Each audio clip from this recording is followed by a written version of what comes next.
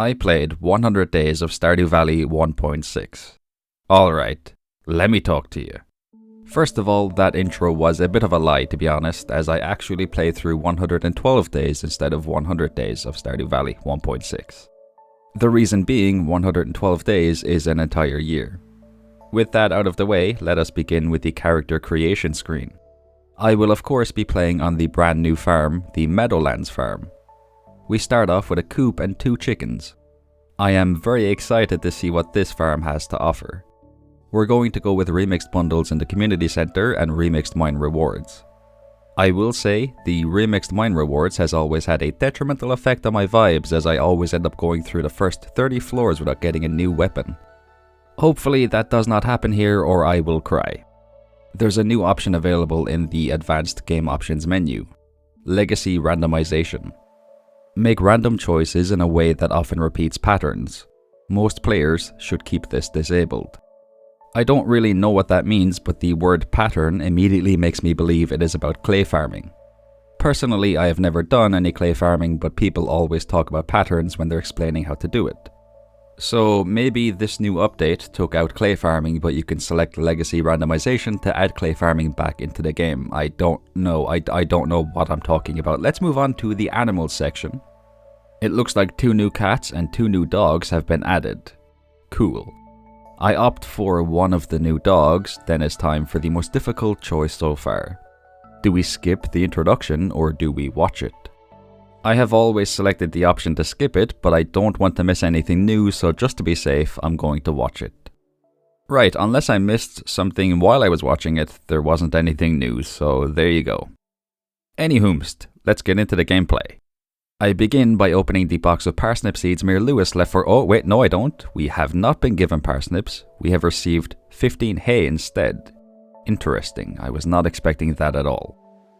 I would like to make at least 1 chest before I leave the farm, so I get to work on chopping down some trees. Just like every other playthrough I've done, I have a feeling that wood is undoubtedly going to be an invaluable resource throughout this adventure. I head to the coop on the new farm. Whoever put this here was also kind enough to put fences around it. How very lovely of them.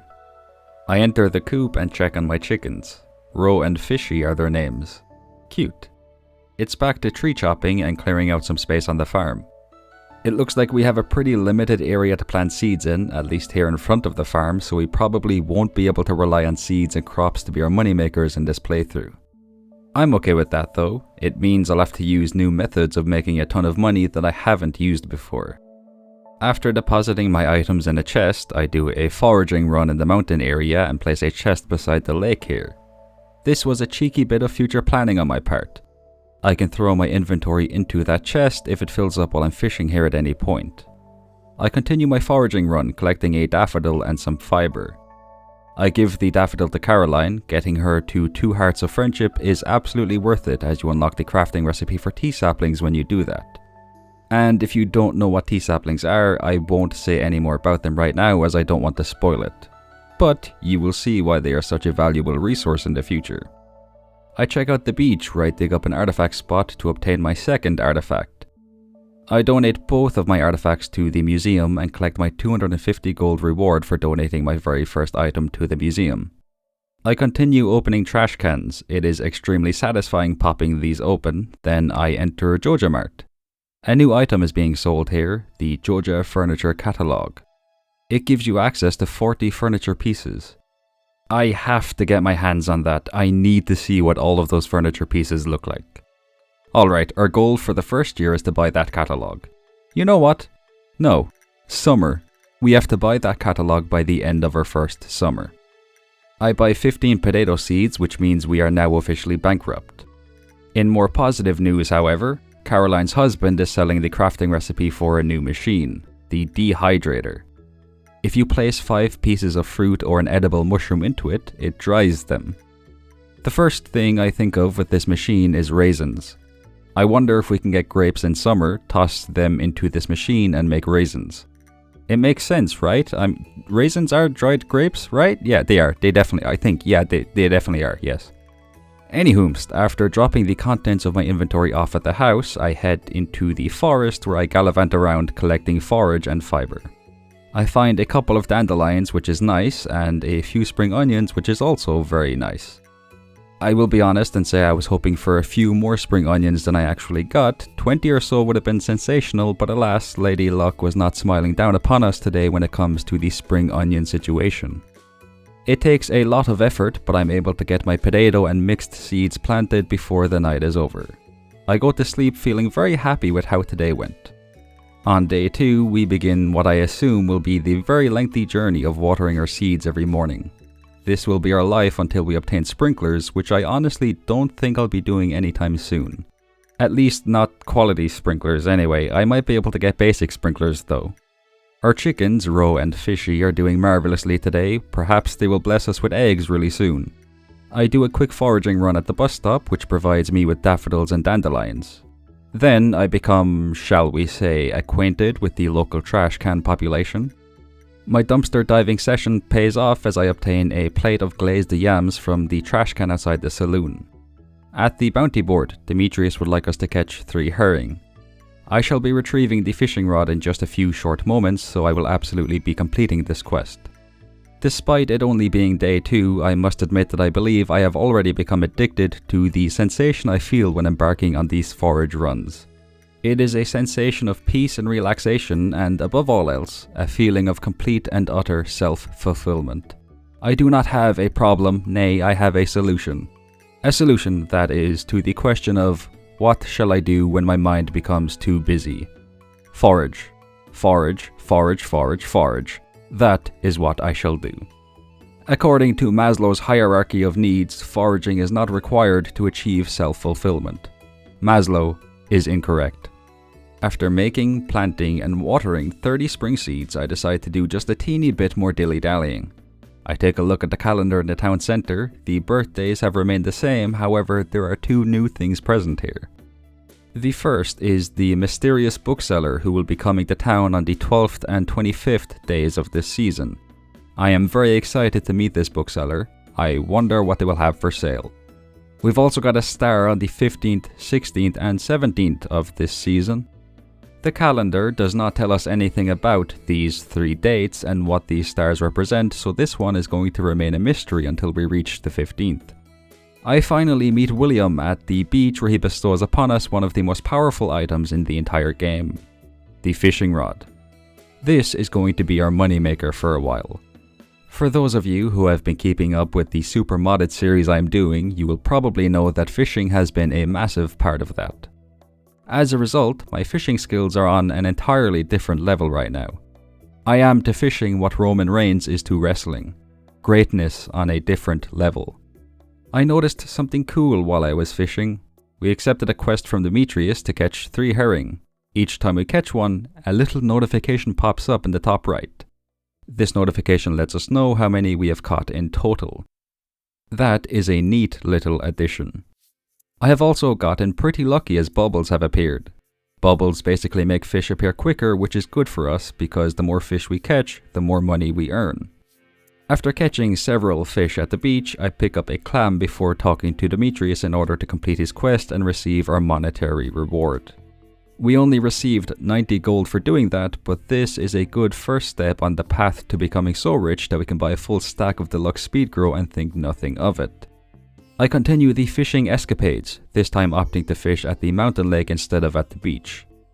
The fish here tend to be worth more gold, and it isn't too difficult to get perfect catches, which means we get more fishing experience points per catch. I stay here fishing until I pass out. I reached level 2 in fishing today. Sweet. The very first thing I do on day 3 is take 2 pieces of hay and bring them into the coop in order to feed my chickens. They are already producing eggs, which is wonderful news. Also, I need to point out that the introductory quest to harvest parsnips has been replaced with a quest to harvest an egg. I love the attention to detail. In fact, I already love this entire update. I chop down a tree to get the wood I need to make another chest. Also, I just noticed a new item has been added to the crafting menu. It is a text sign. If you do not know what that is, it is a sign that you can add text to. While we're here, we may as well take a look at any changes and additions that have been made to these menus. First, we have the skills page. It's mostly the same until we look at the lower half. On the left is a lock icon. To the right of that is a star drop with what looks like a progress bar. Maybe it shows how many star drops we have collected?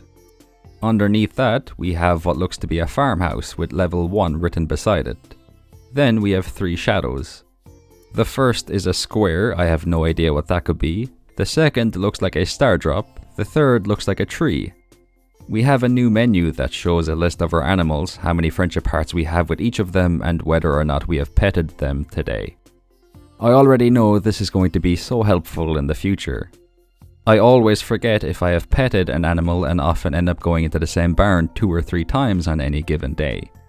I am over the moon that this has been added. Next we have the special items and powers. Right off the bat, I see things like the skull key, the key to the town, the wizard's ink, yada yada yada. I do wonder what these big squares are though. If I had to guess, I would say they're the books you can buy from the bookseller. Maybe if you read a book you buy from them, it'll give you a bonus. I have no idea what kind of bonus they could give though. In fact, I already regret saying anything because I'm probably most definitely incorrect and I'm going to look very foolish when these do not end up being books. There's also 5 stars here. They can't be star drops because there's 7 of those in the game. Truth be told, I have no idea what these 5 stars could possibly represent. What I can say with absolute certainty, however, is that there are now 10 new items we have to ship. The first 4 items you see on this page are the magma cap, bone fragment, radioactive ore, and radioactive bar, I believe. I really hope I'm not wrong in saying that. The 5th item is where the new items begin. The first one looks like a fish, that is extremely interesting. I'm also seeing what looks like a carrot in the second row on the far left. I've said it before, I will say it again, I will most definitely say it many more times in the future too. I am so excited to discover every single little thing this new update has to offer. For now, I decide to spend the rest of the day fishing. It is raining, which means we have the opportunity to catch shad and catfish. Both of these fish could be required for the community center, depending of course on what fishing bundles we get, but they also sell for a pretty penny, especially catfish. As always on day 3, I fail to catch the first catfish that appears. I don't know why, but it feels like that first catfish always, and I mean always, gets the better of me. I do recover pretty quickly however and catch one a short while later without too much hassle. I catch river jelly, neat, it temporarily increases our maximum energy when we eat it. This could be very useful in the mines. I remain in this spot until I pass out, doing my best to secure as many catfish, bream, shad and chubs as I possibly can. I have some kinda cool news on day 4. Any letters we receive from Joja are written on this fancy white and blue paper. It immediately reminds me of the letters we receive from the wizard and how they look different to every other letter. Again, I like this change. It's a small one, but it helps to differentiate Joja from the villagers and make their letters stand out. I head to the mountain lake where I spend a bit of time fishing. Some bubbles appear in a spot just above where I am, so I move up there. Also, every time we level up, a little text box appears saying you've got some new ideas to sleep on. Again, it's a small change, but it's a nice quality of life feature. I return to my original spot where the fishing shenanigans continue well into the night. I end up spending the entire day here. Just before midnight, I get an ancient doll from a treasure chest.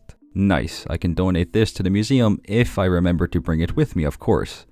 Which, considering how lackadaisical I can be, is not very likely. But regardless of what I end up doing with it, it is still a very cool find.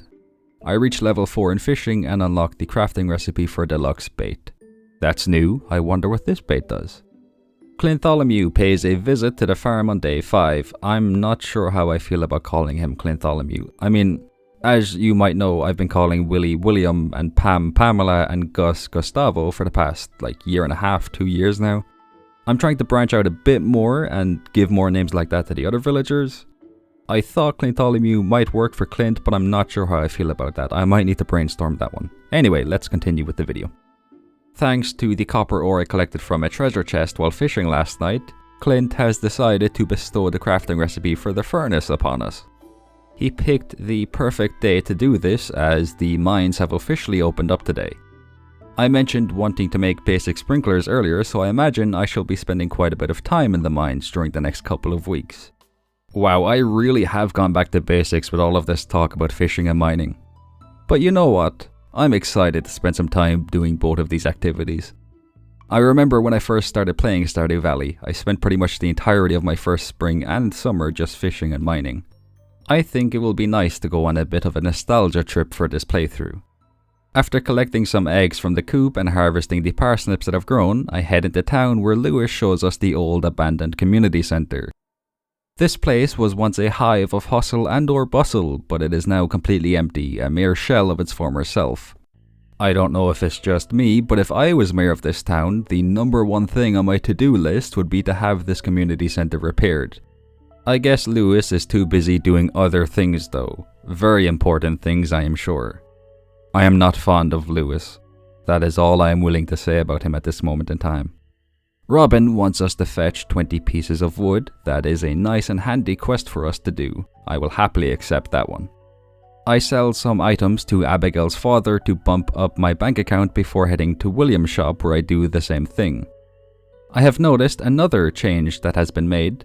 This one involves Georgia Cola. Drinking this item gives you a speed boost for around 20 seconds. As always, I very much approve of the change. I never really used Georgia Colas in the past unless I really needed energy, so it's nice that we have been given a bit of an incentive to drink them. After collecting some fish from my chest in front of Leah's cabin, I return to Williams and make another sale. I make my way to the shop owned by Caroline's husband where I buy the first backpack upgrade. It cost 2,000 gold, but in my opinion it was absolutely worth it. I tend to run out of inventory space pretty quickly when I'm in the mines. Speaking of which, I enter the mines and meet Marlon. He is a seasoned adventurer and warns us of the dangerous monsters that can be found within. In order to give us a fighting chance against these enemies, Marlon gives us one of, if not the worst weapon in the entire game, the rusty sword. Marlon, I want you to know that if I get knocked out in these mines, I blame you. I climb the ladder down to the first floor and get to work. The main goal here is to get as far as possible today, while also making sure to collect any copper ore we come across. I end up eating the river jelly, which replenishes 75 energy and gives her energy a boost, so I'm very glad I took that with me. I will say though, I am straight up not having a good time with this rusty sword. I mean, I can defeat enemies with it, sure, but it takes a while for each monster to be taken out. That is valuable time that I could be spending collecting copper ore and finding ladders down to the next floor. I need to find a better weapon as soon as I possibly can. I open a chest on floor 10 and receive a pair of boots. Wonderful. I return to the surface and make a furnace, then I continue frolicking through the mines. I reach level 11, then I return to the surface, toss some copper ores into the furnace, and collect my fish from the chest at the mountain lake. I very quickly read the scroll in the community center in order to ensure that something happens tomorrow, toss some fish and other items into the shipping bin, and finally go to sleep. I earn 3,500 gold from the items I shipped. The wizard has sent us a letter on day 6. This is the something I was referring to yesterday. He wants us to visit him so he can talk to us about the community center. I water my seeds and chop down a tree which provides me with enough wood to complete Robin's quest to obtain 20 wood. I visit the wizard where a lengthy cutscene takes place. The gist of this cutscene is the wizard grants us the ability to understand, read and speak the language of the magical creatures called Junimos. We can now read the scroll in the community center, which means we can start donating items. Demetrius wants us to defeat 5 crabs in the mines. I probably won't be able to complete this one, which is sad. But something interesting I noticed is the stars to the left of the piece of paper the quest is written on. There are 3 stars, but only one of them is gold. I assume this is an indication of the difficulty of the quest, 1 star being the easiest and 3 stars being very difficult. I take a look at the foraging bundles. They're the same as usual, save for 2 changes. We need a spring onion instead of a horseradish and holly instead of a crystal fruit. Not too bad. Not too bad at all. I collect stone, copper ore and coal from a chest, toss some ore into my furnace, talk to Robin to complete her quest, and ask her to build a well right beside her house. I'm going to ask her to build 2 more of these on the farm. Well. Terrible jokes aside, I did this so I don't have to walk as far to refill my watering can. Robin is selling the crafting recipe for a new item, the big chest. It holds almost twice as much as a regular chest. It requires 120 wood and 2 copper bars to make. So I can either use 100 wood to make 2 regular chests, or 120 wood and 2 copper bars to make 1 big chest. Me personally, I would just make 2 regular chests, but I'm also not that smart, so take from that what you will. One thing I very much appreciate is you can now buy all of the crafting recipes Robin has for sale right off the bat. Before this update, only around 90% of the recipes were shown. You had to buy that 90%, then close the shop menu and go back into it in order to buy the next crafting recipe. Then you close the shop again, open it up again and buy the next crafting recipe. At the risk of sounding like a broken record, it's a small change, but it is very much appreciated. I collect the chest I left outside Leah's cabin, pick up 2 spring onions and a dandelion, give Caroline a daffodil and buy 20 potato seeds.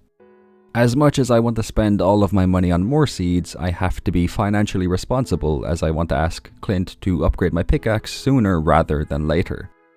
I donate a spring onion, dandelion and daffodil to the spring foraging bundle, then I return to the mines. I receive carrot seeds on floor 12. This is new, and it's interesting that it doesn't specify that these are cave carrot seeds. It just says carrot. I will be so happy if normal carrots have finally been added to the game. You can probably guess what I spent the rest of the day doing. That's right, I spent the rest of the day in the mines where I crawled my way to floor 17. Day 7 is a rainy day, which is absolutely exquisite as it means I don't have to water my seeds. Mother has sent us some delicious cookies in the mail. I could and probably should save these and eat them when I'm in the mines to recover quite a bit of health and energy, but I like money, so I believe I'm going to sell this lovely gift my mother has given me. I harvest some potatoes that have grown and plant more potato seeds in their place. I plant a couple of mixed seeds, make sure my chickens are doing well and provide them with some hay, and check out the traveling cart. A miner's treat is being sold which could, nay would, absolutely help us in the mines. And a rare seed is being sold too. But I already have plans that require me to have 2,000 gold, so I cannot, will not and must not purchase both or either of these items. I become reacquainted with the local trash can population. I would really like to obtain a trash can lid and wear it as a hat and sell some eggs, potatoes and cookies to Pierre. I buy back a silver star parsnip I sold and grab 100 parsnip seeds. I collect 5 copper bars from my chest in the mines, then I visit Lewis. He has just finished setting up a new machine in his house. This machine will give us prizes for completing quests for the villagers. Lewis does not know if this machine is a good idea. He is worried that this will result in people only doing nice things to get these prizes and not for the sake of just helping people out. I tell Lewis I just want to help. That was a lie. I do not know what is in that machine and quite frankly I do not care. All I know is, I want it. I give Lewis the parsnip for his birthday, then I take a look at this machine. We get a ticket for completing a quest for a villager. This ticket can be exchanged for a prize at this machine. We won't get a ticket every time we complete a quest, though only sometimes. I visit Clint and take a look at his shop. He is not selling anything new unfortunately, and I ask him to upgrade our pickaxe. I wanted to give a daffodil to Caroline, but she was nowhere to be found. At least I thought she was nowhere to be found. It turns out she was standing in front of a shelf in the shop here the entire time. Luckily, I spot her right as I'm about to leave, so I'm able to give her the flower. I spend the rest of the day fishing at the river in front of Leah's cabin. Our main goal here is to catch as many catfish as we can. Like I said, they sell for a pretty penny and we need all the gold we can get right now. I was able to plant about 30 parsnip seeds before the night ended. I also reached level 5 in fishing and choose the perk that gives a 25% bonus to the gold we earn from selling fish.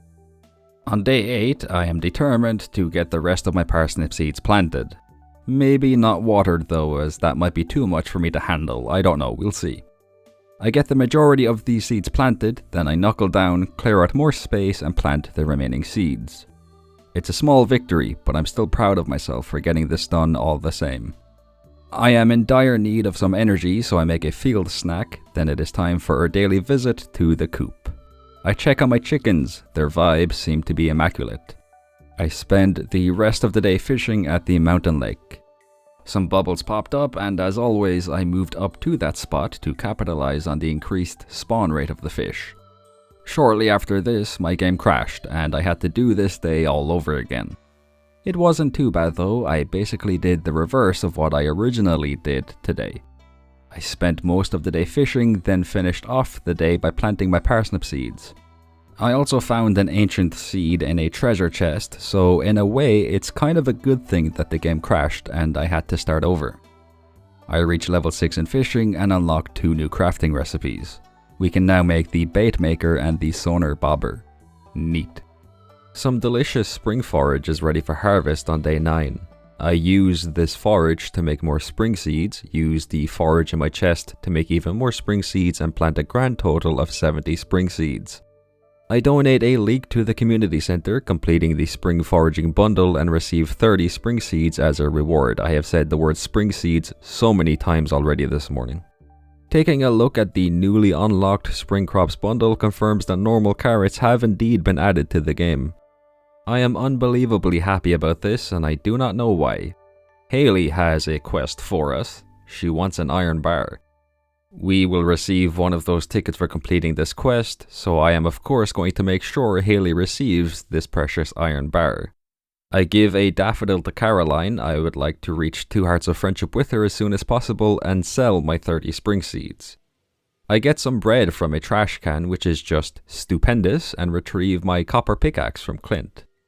I bring my furnace back to the mines after relocating it to the mountain lake yesterday, then I power my way to floor 20 of the mines, fueled exclusively by sheer willpower. I find an elf blade in the chest here.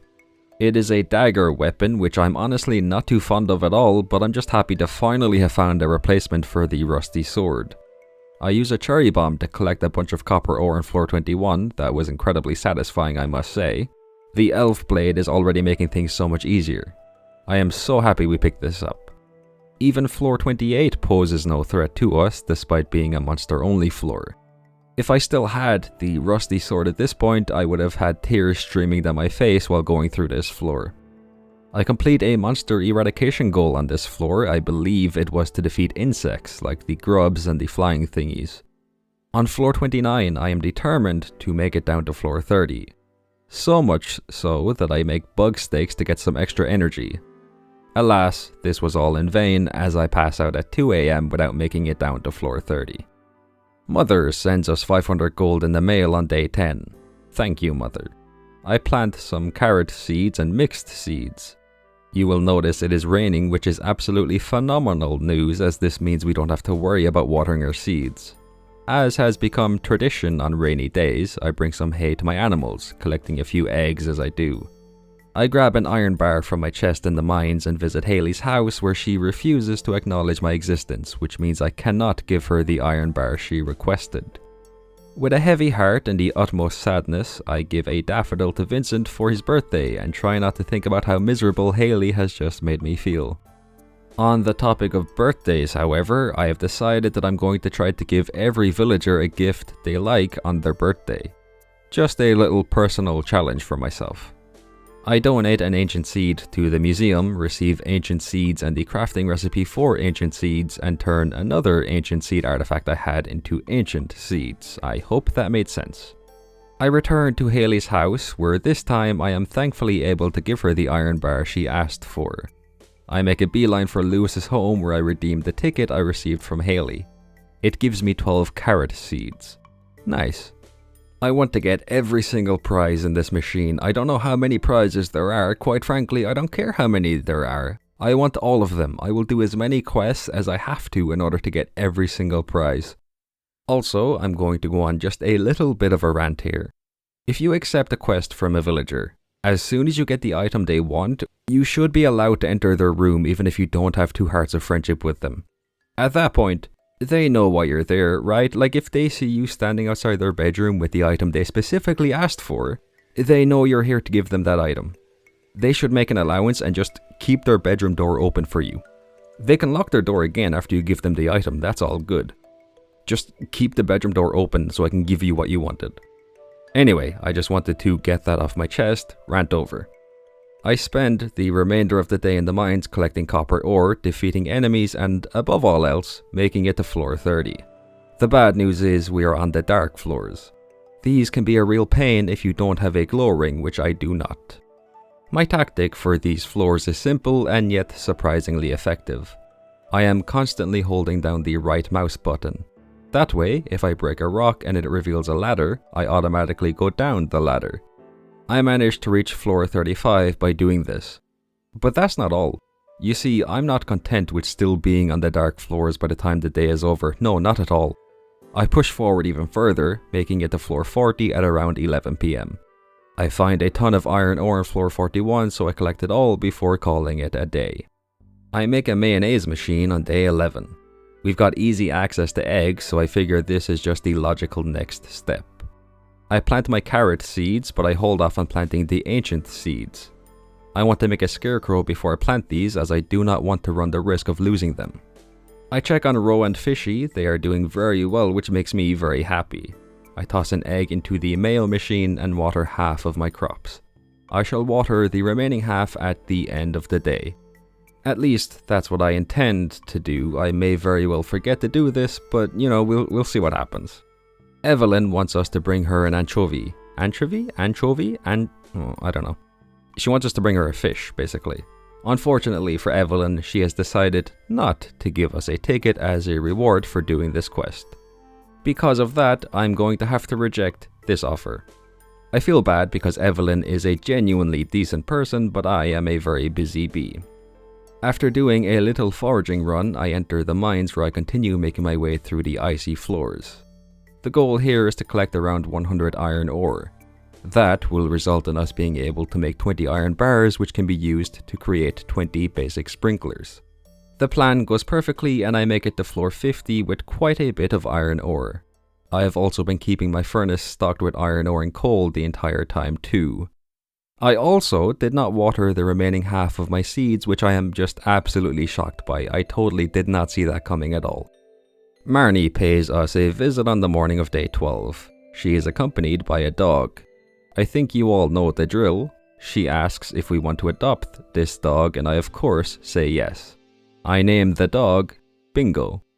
I harvest some parsnips that have grown and I actually water all of my crops this time. I learned my lesson from last night. I will not make that mistake ever again. Okay, no, I will definitely make that mistake again, but for now we're doing well. I collect some mayonnaise from the coop, then I enter the town center where I see the bookseller's picture on a wall. I go in the direction the arrow is pointing in and end up in JojaMart, which is not the right location. I find the bookseller in a nice little area just behind JojaMart. The bookseller is selling, well, books. These look very useful, I must say. They give you farming XP, foraging XP, one of them even gives you bonus experience points for all of the skills. The price catalog also allows you to see the value of the items you have. I imagine this functions similarly to the mod that lets you see those values too. I don't buy any of these books because I'm saving my money for strawberry seeds, but I absolutely intend on buying all of these as soon as I can. I spend the rest of the day in the mines collecting iron and copper ore. I harvest some more parsnips on day 13, then it is time for the egg festival. I'm going to keep this portion short and sweet as I tend to ramble quite a bit when describing this festival and especially the egg hunt. So what I will say is I spent some time talking to all of the villagers, purchased 72 strawberry seeds and won the egg hunt. I received my beloved straw hat as a prize. I spend the rest of the night making basic sprinklers and planting the strawberry seeds I bought today. Day 14 has arrived and with it comes the continuation of the planting of strawberry seeds. It's not perfect, and I'm still going to have to water around 60, maybe 70% of my seeds every morning, but I did make around 20 sprinklers and place them down, so that will help us out quite a bit. I harvest potatoes and parsnips, make more sprinklers, and finish planting my seeds. I check out the traveling cart where I am tempted to buy a rare seed, but alas, I am the opposite of rich. I sell some croppy whoppies along with a few forage items and buy back 30 parsnips and a daffodil. I give this daffodil to Haley for her birthday. I am pleasantly surprised that I haven't missed anyone's birthday yet. I head to the mines where almost immediately it is with deep regret and the sincerest of sadness that I announce that I simply do not wish to be in the mines today. Instead, I would like to take a break. I have done a lot during these last 2 weeks. My soul needs some time to rest and recover after these first 14 action-packed days. We shall get back into the swing of things tomorrow on day 15. For now, I'm just going to enjoy some peace and quiet on the farm. I harvest some potatoes and carrots on day 15. Next up is a slightly improved watering session thanks to the basic sprinklers I made. There are still quite a few seeds I have to water, but it's not as bad as it used to be. I check on the chickens who seem to be doing very well and collect a few eggs. I grab the mayonnaise that has been made, toss a fresh egg into the machine as I do, and make a discovery at the bus stop. It is salmonberry season. Ordinarily, I would focus on collecting salmonberries for the next 2 or 3 days, but I have a lot on my plate right now. I simply do not have the time to be frolicking around the valley collecting dozens of salmonberries. Turning our attention to the calendar now, there should be a festival or some sort of event today, but there's no sign of it happening in town. I have also just remembered why those stars looked familiar. They're the same stars that are used to show that the night market in winter is taking place. So maybe some sort of market takes place in spring? I shall keep my eyes peeled. I spend all of my money on kale seeds, then it's back to the mines. With basic sprinklers acquired, my main goal now is to continue progressing through the many floors here. It goes well and I end up passing out on floor 69.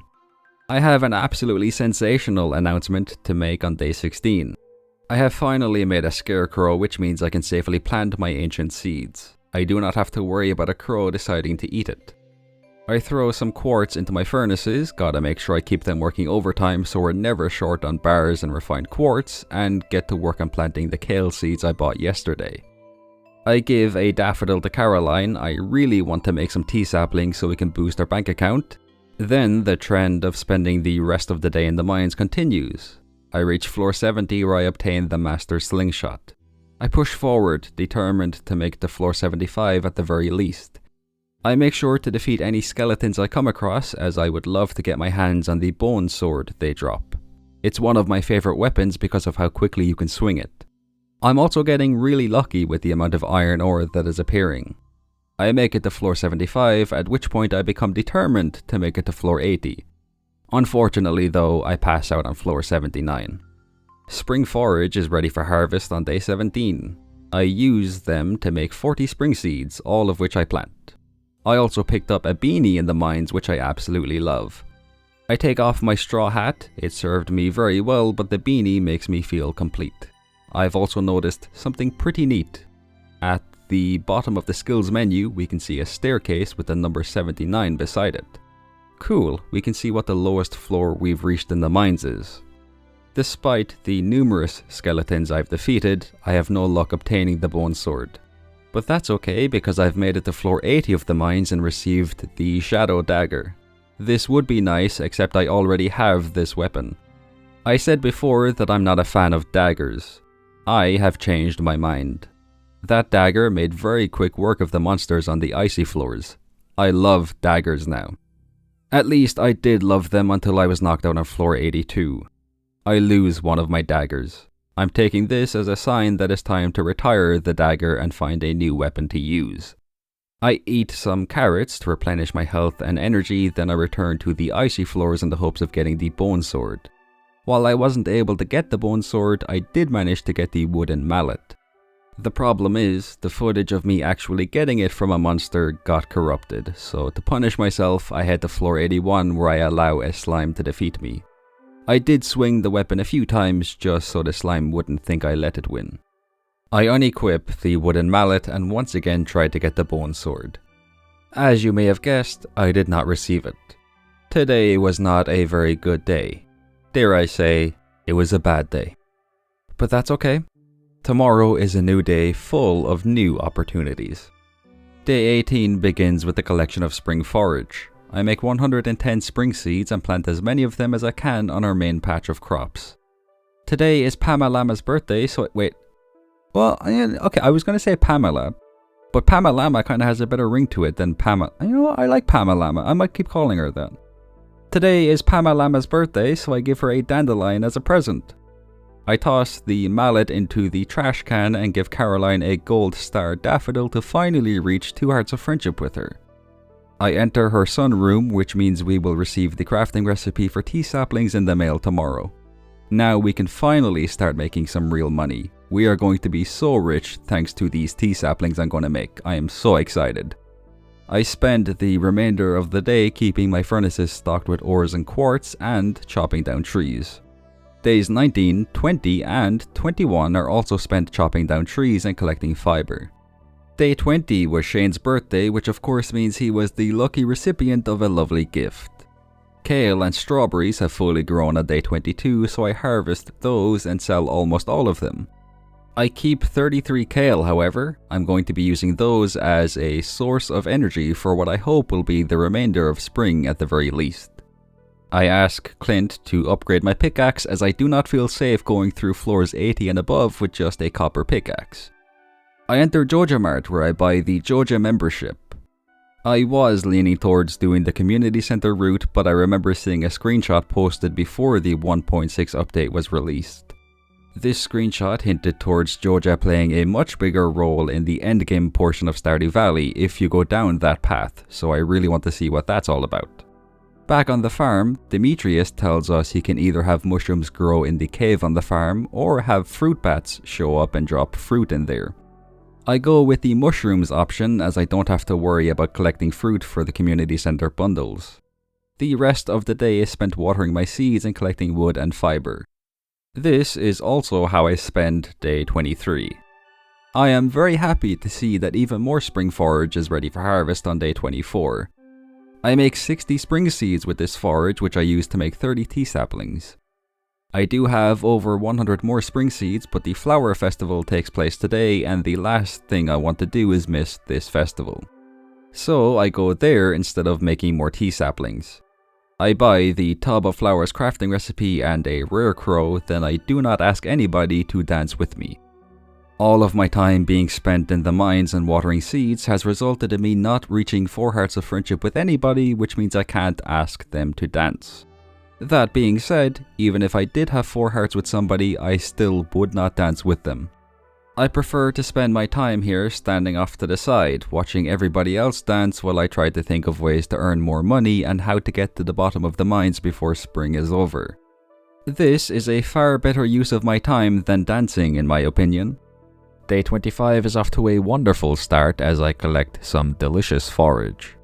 I turn it all into 100 spring seeds, which are then converted into 50 tea saplings, giving us a total of 80 tea saplings. These sell for 500 gold each, which means we are currently holding 40,000 gold worth of tea saplings. All of this hard work was worth it. I'm going to cry tears of joy when I sell these. I also have a second patch of seeds to the left of the farmhouse, all of which are spring seeds. I take the remainder of my forage, make 40 spring seeds and a further 14 tea saplings. I sell these tea saplings, bumping my bank account up to 24,000 gold. Hang on a minute, something isn't right here. I should have over 40,000 gold, not 24,000 gold. I think he did it. He actually did it. Concerned Ape nerfed tea saplings. That's actually really funny for some reason. I won't lie, I'm very surprised by this. I think the best way I can describe how I feel about this is by making a comparison to something similar that happened in a different game. Around 10 years ago now, I think, probably longer than that actually. I remember playing Call of Duty Black Ops 2. My favorite weapon in the game was the MSMC. It was such a good weapon, I pretty much used that one exclusively for the longest time. But then the developers released an update for the game and made the gun worse. The reason for that being, It was really powerful, if not too powerful. And at the time, I remember being torn between two minds. On the one hand, I understood why they made that change. The weapon was too good. It was basically the go-to option for a lot of people. So by making it worse, it encouraged people to use a different weapon and change their playstyle. But at the same time, I was still very disappointed because it was my favorite weapon. That's basically how I feel about the T-saplings being nerfed. It's disappointing because they were a nice and easy way to earn a lot of gold, especially early on. But this change will encourage me and a lot of other people, I think, to find different ways of making money. I'm gonna go ahead and say that this was a good change, though I am slightly salty that it's resulted in me missing out on an extra 20,000 gold. But it is what it is. The bone sword I bought from Marlin proves to be exactly what I needed, as it helps me making my way through the mines with no hassle whatsoever. Then, on floor 90, I open a chest and receive the ossified blade. I have already received an upgrade for the bone sword. Nice. I defeat a slime and it drops the holy blade. I'm 99% certain, I'm 100% certain that I've never seen this weapon before, so it was definitely added with the 1.6 update. Now that I think about it, I haven't seen the ossified blade either, so I believe this was also added with the new update. Nice, we just got 2 new weapons in the same day. Spring forage is ready for harvest on day 26. I don't think I'll turn these into spring seeds and tea saplings though. In fact, I think I'm going to retire the tea sapling strategy entirely. The tea saplings served me well in the super modded playthrough, but I think it's time to say goodbye to them. I buy a rare seed from the traveling cart and see that a book is being sold. Bait and Bobber. If we buy it and read it, we get some bonus fishing experience. I don't really need that XP right now though, so I'm going to pass on that book. I sell my crops and forage, then surprise surprise, it's back to the mines. Floor 99 is the spiral floor, but thankfully it doesn't take too long for me to get through it. On floor 100 I open a chest and receive my first star drop. I also did something else on this floor, but the footage of me doing it got corrupted. That's 2 clips that have been corrupted now. My recording software is not being kind to me. Basically, I took the ancient doll I found in a chest while I was fishing and went over to the water on floor 100. I right-clicked on this water while holding the doll to throw it in. I was given an item called the Faraway Stone for doing this. The Faraway Stone looks a lot like the Forest Pylon from Terraria. Throwing the ancient doll into the lava water is also very similar to the way you summon a boss monster called the Wall of Flesh in Terraria.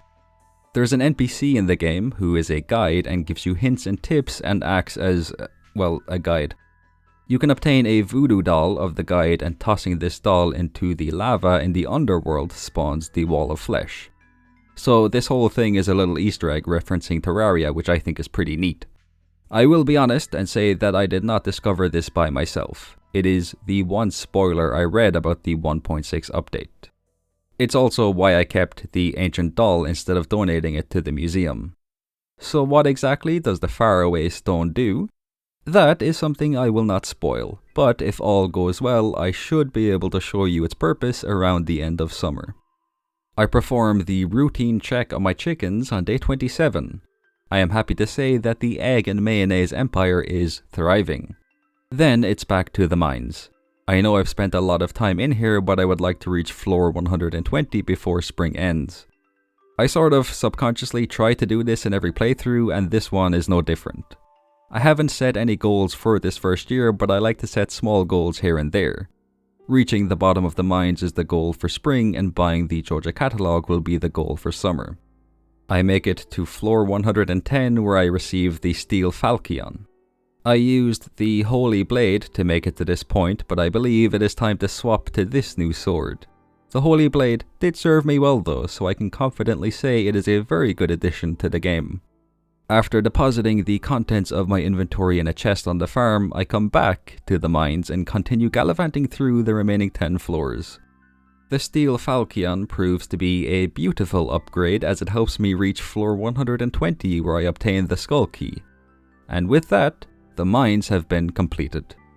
Day 28 has arrived. It is the final day of spring. We've done a lot during this season. Some decent progress has been made, which I am tremendously happy about. I have also made several mistakes, but mistakes are good, that's how we learn. When it comes to the mistakes and happy little accidents that have occurred during the last 28 days, I'm going to use them to do even better during the rest of this adventure. I make 31 quality sprinklers and replace the basic sprinklers with them. I also put these sprinklers down in the second farming area. We are now in a lovely position heading into summer. I won't have to worry about watering my seeds after I do so the first time I plant the seeds I buy next season. I toss quite a few items into the shipping bin, then I make a dreadful discovery at the bounty board. The calendar reveals that Abigail's father's birthday was yesterday. I did not give him a present. That means I have already failed to give every villager a gift for their birthday. Truth be told, I'm not surprised by this. I saw it coming. I am very lackadaisical as a human being. In fact, if anything, I'm proud of myself for sticking with it as long as I did. So despite my failure, I'm still going to call this a success. And one more thing, I do not blame myself for this. No, I blame the wizard. You see, I have been working on his friendship as much as I possibly can, so technically it's his fault that I forgot about the birthday yesterday. Why have I focused on the wizard? That is a secret that will be revealed around the end of summer. After making several donations to the museum, I collect 9 cauliflower and melon seeds as a reward for the hard work I have done so far. I buy a second rare seed from the travelling cart, make another 2 quality sprinklers and place them in that second patch. I add another furnace to the smelting station, then I spend the remainder of the day in the mines. I may have reached floor 120, but I still require copious amounts of iron ore, copper ore and coal for future projects. And with that, spring has been completed. Like I said, I am very happy with how this season has gone. I am very much looking forward to seeing what happens in summer. I begin day 29 by digging up an artifact spot, which provides me with summer squash seeds. That is going to be a mouthful for me to pronounce. I don't think I can do that. I begin day 29 by digging up an artifact spot, which provides me with summer squash seeds. Nice. Well done me. Also, that is another new crop. This makes me think there will be a new crop in fall and winter too, as we found carrots during spring. I check the calendar where it has mostly remained the same. The bookseller will arrive on the 9th and 25th of this month, so I'll make sure to check the books they're selling. The Trout Derby will also be taking place on the 20th and 21st. I'm very excited to see what that event is all about. I buy 400 blueberry seeds and ask Clint to upgrade my axe. I would really like to have every tool upgraded to copper at the very least before this season is over. The rest of the day is spent planting and watering the blueberry seeds I picked up today. I will be buying the other summer seeds later on, but for now I'd like to use the space on the farm to grow as many blueberry seeds as possible. They can be a good money maker, I just hope they haven't been nerfed like the tea saplings were. I didn't have enough space to plant all of them, but 341 blueberry seeds is not bad at all. Ro and Fishy are doing well as always on day 30. I do need to buy more chickens at some point actually. I need to add that to my list of things to do. I add some stone pathways connecting the farmhouse to the exit of the farm just to give us a little speed boost. And it surprisingly looks kinda nice in my opinion. I pay a visit to Clintolomew, nope, still not feeling that one, where I toss my inventory into a chest and ask him to crack open all of my geodes. I will be the first to admit that I have not been doing a very good job at donating the items I have to the museum or cracking open geodes, so I would like to offer the sincerest of apologies to Gunther. Speaking of Gunther, I really hope he wins at WrestleMania. By the time this video comes out, I'm sure WrestleMania will have already taken place, so if I seem really sad in my next video, it means he lost. But if I'm really happy and upbeat, then that means my favorite wrestler was victorious. Also, to add on to that, if Cody Rhodes does not beat Roman Reigns, then I will not be uploading for a solid 2 months while I cry and try to recover from that. I donate the items I received to the museum, ask Clint to crack open my remaining geodes and donate just a couple more items. I receive a starfruit seed for my troubles. I buy the fiberglass rod from William. The bamboo fishing rod served me well, but it's time for us to level up our fishing game. When it comes to fishing, I don't just want to be good or great. No, I want to achieve a higher form of fishing power. I spent the rest of the day fishing at the mountain lake. While I was here, I could feel something reaching out to me, enticing me to spend many days fishing. Although I resisted the temptation to do so for now, I do feel like a big fishing journey is on the horizon. I would like to draw your attention to something cool on day 31. In the bottom left of the skills menu, a section has been dedicated to Joja. This used to have 6 stars in it. I believe those stars represented the rooms in the community center, but as we have bought a Joja membership, they have instead been replaced with the 5 rectangles representing the Joja community development projects we can purchase. I look forward to filling in all of these rectangles. A star drop has also appeared beside the staircase. The number 1 is beside this star drop, showing that we have collected 1 of the 7 star drops in the game. Our coffee seed has grown, so I collect some coffee beans and plant them along with a few melon seeds outside the coop. I also add a scarecrow to this area. I am very proud of myself for doing this. I tend to forget about scarecrows after making my first one, so you know, I'm improving. Slowly but surely, I will become the best Stardew Valley player. I will become one of the best Stardew Valley. I will be a great Stardew Valley. I will be a Stardew Valley player. Marnie is now selling dog houses, cat trees, and a birdhouse. Okay, I suppose that means we'll be able to get a pet bird at some point. That should be neat. I give a void essence to the wizard. I would like to get him to 4 hearts of friendship very soon for reasons. I make the executive decision to spend the remainder of the day fishing. Alright, let's get down to brass tacks. I'm not happy with the level of progress I have made so far. I said I was at the end of spring, but I've changed my mind.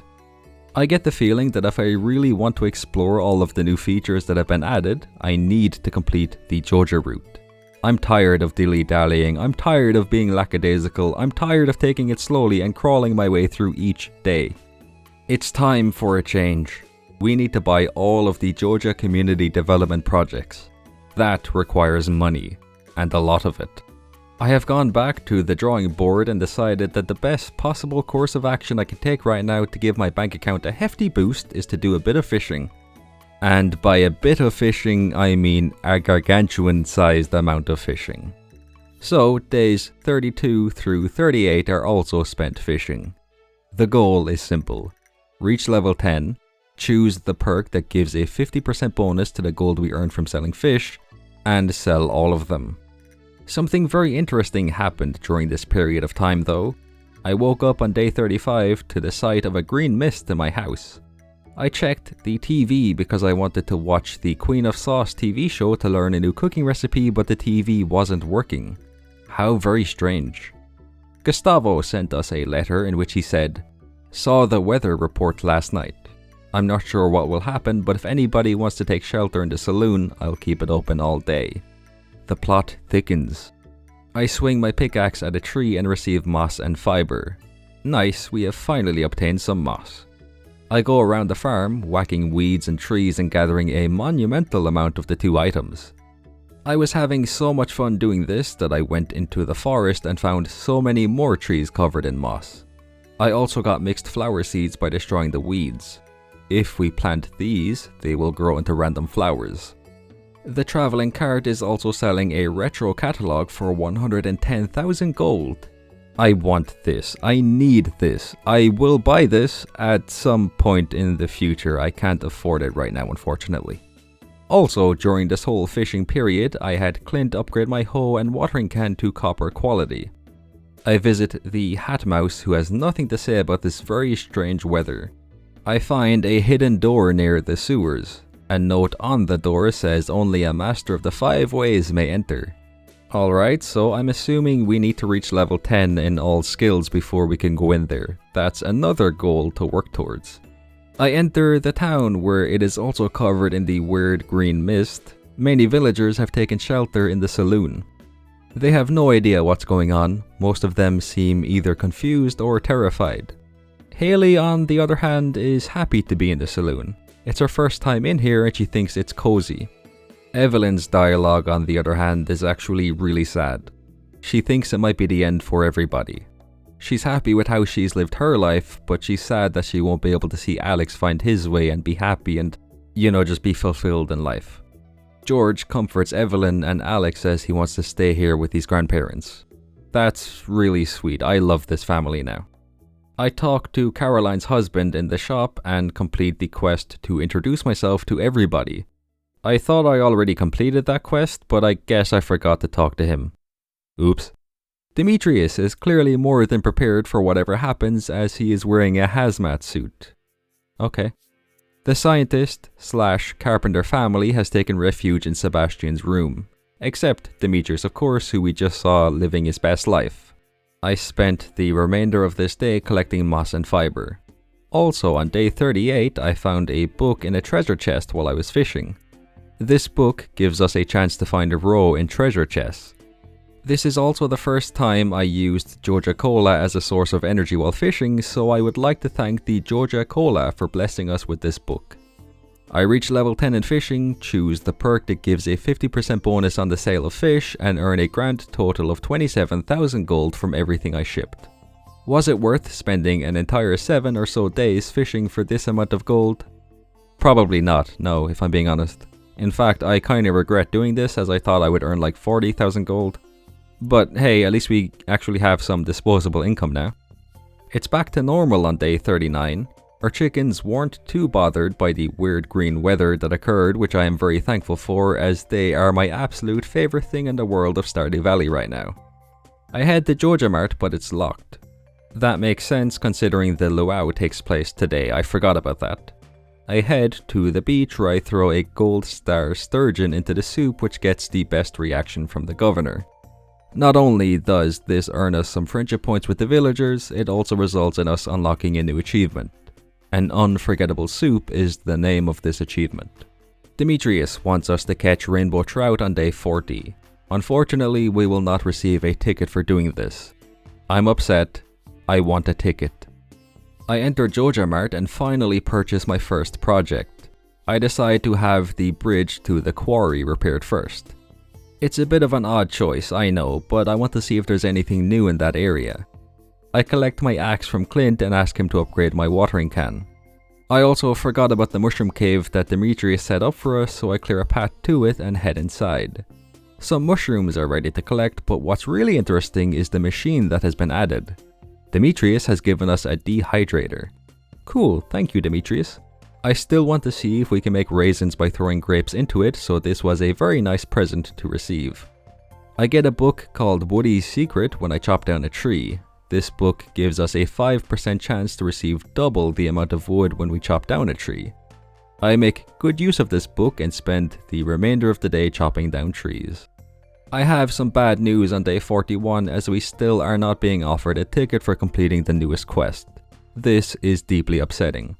I clear out the entirety of the quarry area. While doing so, I find a new type of rock, or node as they're called. This one drops coal when we break it.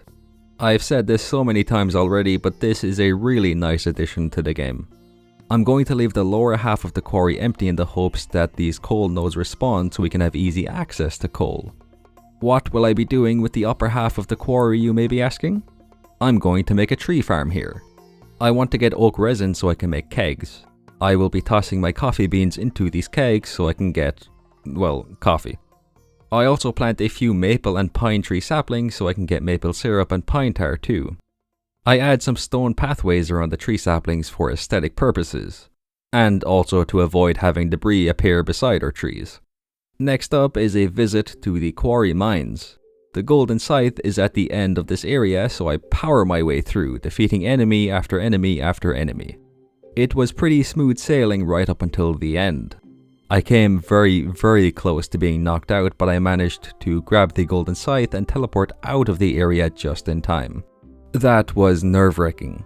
I was planning on going into the mines to get more copper and iron ore, but I'm going to call it here for the day on account of how low my health is. I watched the Queen of Sauce TV show on day 42 so I can learn a new cooking recipe. This is also where I realized that I wasn't able to watch the previous Queen of Sauce show because of the green mist, which means I've missed out on a recipe. This isn't the best position to be in, but I can just watch a rerun of the show in year 2 to get the recipe I missed. So it's an inconvenience, sure, but it can be rectified pretty easily, so it's not the end of the world. Also, our blueberries are ready for harvest, so I'm way too happy about those to be concerned about missing out on the recipe. I collect some coffee beans and even more blueberries and make 100 tree fertilizer. Bad news part 2 is here, as we are once again not being offered a ticket for completing a quest. The sale of my blueberries distracts me from that though, as I now have over 60,000 gold. Finally, some decent progress is being made. I consider buying more seeds, but I don't have enough space on my farm right now to plant them, so I buy the crafting recipe for the dehydrator instead. I buy the minecart upgrade in Joja Mart to make getting around the town a bit easier. I want to talk about the new farm for a moment. My current opinion on it is it's nice, and I do love that you can start off with 2 chickens in a coop, but I don't think it's for me. It's a lovely farm, don't get me wrong, and I could very well end up loving it when all is said and done, but my favourite part of this game is planting hundreds and hundreds, if not thousands, of seeds. Planting a full stack of 999 blueberries during summer or pumpkins during fall always results in a massive increase in the amount of dopamine in my body. I can't do that here. At least not right now anyway, with the sort of limited farming space on the farm. Which makes sense because it is more tailored towards animals, so I don't know. I guess what I'm trying to say is, the Meadowlands farm is very much a wonderful farm, but because of how much I enjoy planting seeds, it's just not my cup of tea. In the Adventurers Guild, I have discovered a locked door. I need to defeat a total of 1000 monsters to enter. I see a lovely blue present in that room, so I am very much interested in entering this room and seeing what that present is. I spend the rest of the day in the mines collecting fire quartz. I want to make a ton of dehydrators and I need fire quartz to make them. I begin day 43 by making 13 dehydrators. I didn't really think about this one before I did it, it just kinda happened. I hope these dehydrators are worth it. I harvest a couple of melons and sell a few bits and bobs to the town's resident melon. That was actually kinda mean, I take that one back.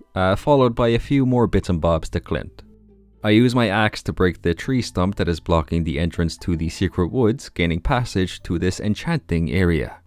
We can collect 12 hardwood every day by breaking the tree stumps here. Of course, there's also tree stumps and logs on the farm too, so that's even more hardwood for us. I make 16 tappers and spend the rest of the day chopping down trees. I already have quite a bit of wood at my disposal, but I want more. Nay, I need more. I collect my hoe from Clint on day 44 and ask him to upgrade my pickaxe to gold quality. I donate several artifacts to the museum, most of which I obtained from my fishing escapades during the last 44 days. I ask Clint to crack open my geodes and receive 10 or so items that I still have to donate. Sweet, it looks like Lady Luck is on our side today. After donating these items, I ask Clint to crack open the remaining geodes and I donate 1 more item. Next on the agenda is a trip to the beach where I do a little foraging run before using 300 wood to repair the broken bridge here. We now have access to the tide pool area.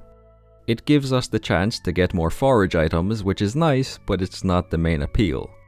That honor goes to the crimson fish, a legendary fish that can only be caught in this location. This is a relatively easy fish to catch. For me, it is the 3rd easiest one in the game. The way I would rank them is from least difficult to most difficult: the anglerfish, the mutant carp, the crimson fish, the legend, and finally the most difficult fish in the whole game to catch, the glacier fish. I am not looking forward to that one. I decide to pay a visit to what was once the old abandoned community center. It has been replaced by a JoJo warehouse. Listen, I know the villagers here probably aren't happy that I single-handedly destroyed the community center basically, but let's be real here. If Lewis had just done his job and paid somebody to have it fixed, then we wouldn't even be in this kerfuffle. Anywhoomst, I spent the rest of the day fishing at the mountain lake. I can't really focus on the actual fishing part though, as my mind is too busy trying to think of a way to have Gustavo be the new mayor of Pelican Town. Day 45 is a rainy day, and unlike yesterday, I have actually given my chickens some hay to eat during the day.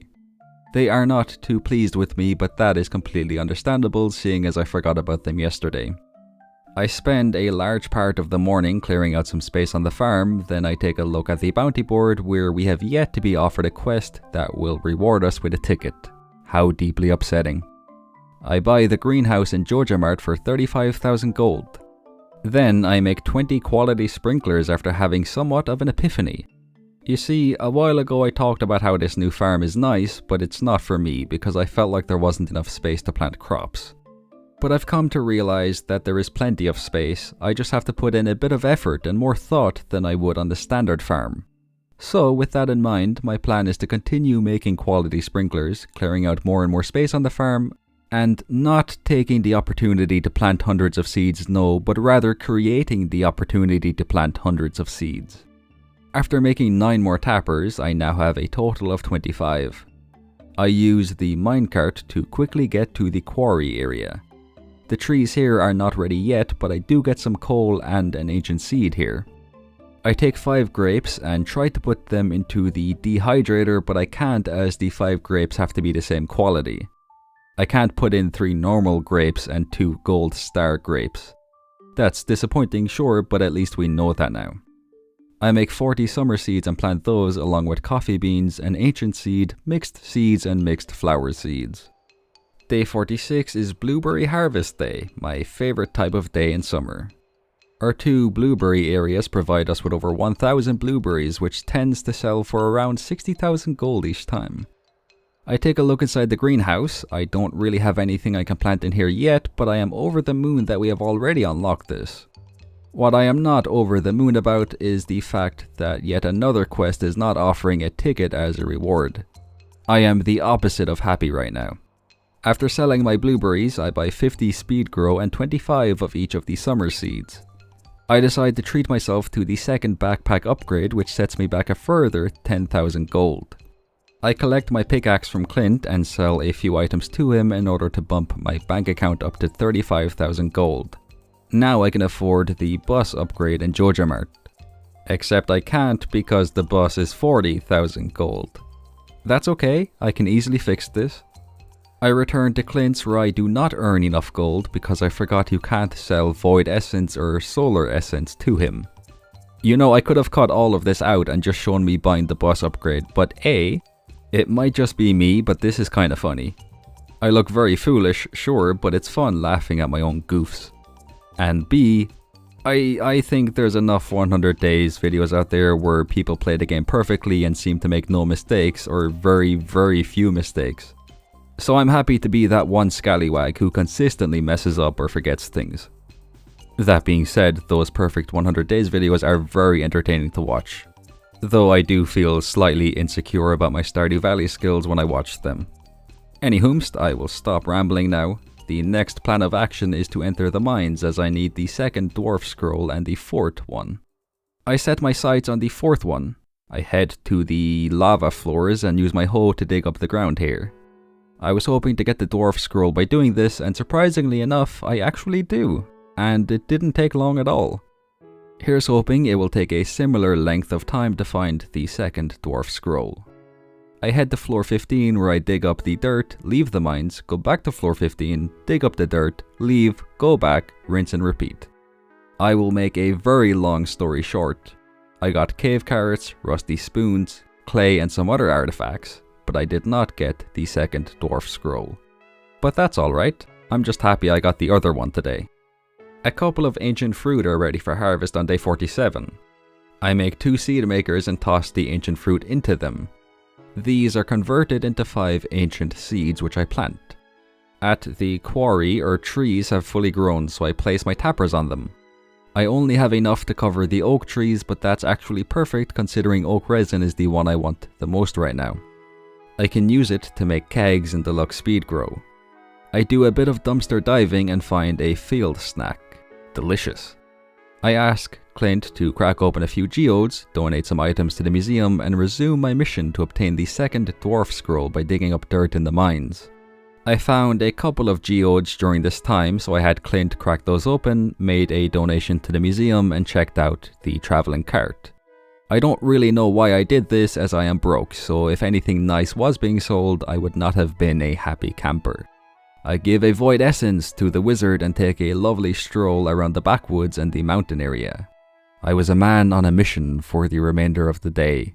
I distinctly remember hitting a boulder with my pickaxe at some point since the start of this playthrough and being told that I need a gold pickaxe to break it. but I just can't remember where I found that boulder. There's no way I'm imagining this either. I know for a fact this did happen. But alas, I was not able to find the boulder today. This is really going to bother me. I'm racking my brains trying to think of where it was, but I just have no idea. Maybe I did imagine it? I don't know. I'm going to try to forget about it, otherwise I will lose my mind. Once again, I spend the rest of the day in the mines trying to get the second dwarf scroll. I was successful in not obtaining it. When I go to sleep, a notification pops up letting us know that there was a strong windstorm during the night. Interesting. The annual Trout Derby takes place on day 48. I've really been looking forward to this one ever since I saw it on the calendar, as I love fishing. That, and it's new, so I'm always going to be excited about new things in Stardew Valley. I enter the forest where a question mark has appeared above a giant tree stump. I interact with it and it looks like I can repair it with 100 hardwood. I have collected more than enough hardwood by chopping down tree stumps and logs, so I grab what I need and return to the tree stump to fix it. It has been converted into what looks like a nice cozy house. I wonder where this is going. Surely somebody is going to move into this house, so I'm very interested in seeing what comes next. I give a void essence to the wizard, bumping him up to 4 hearts of friendship.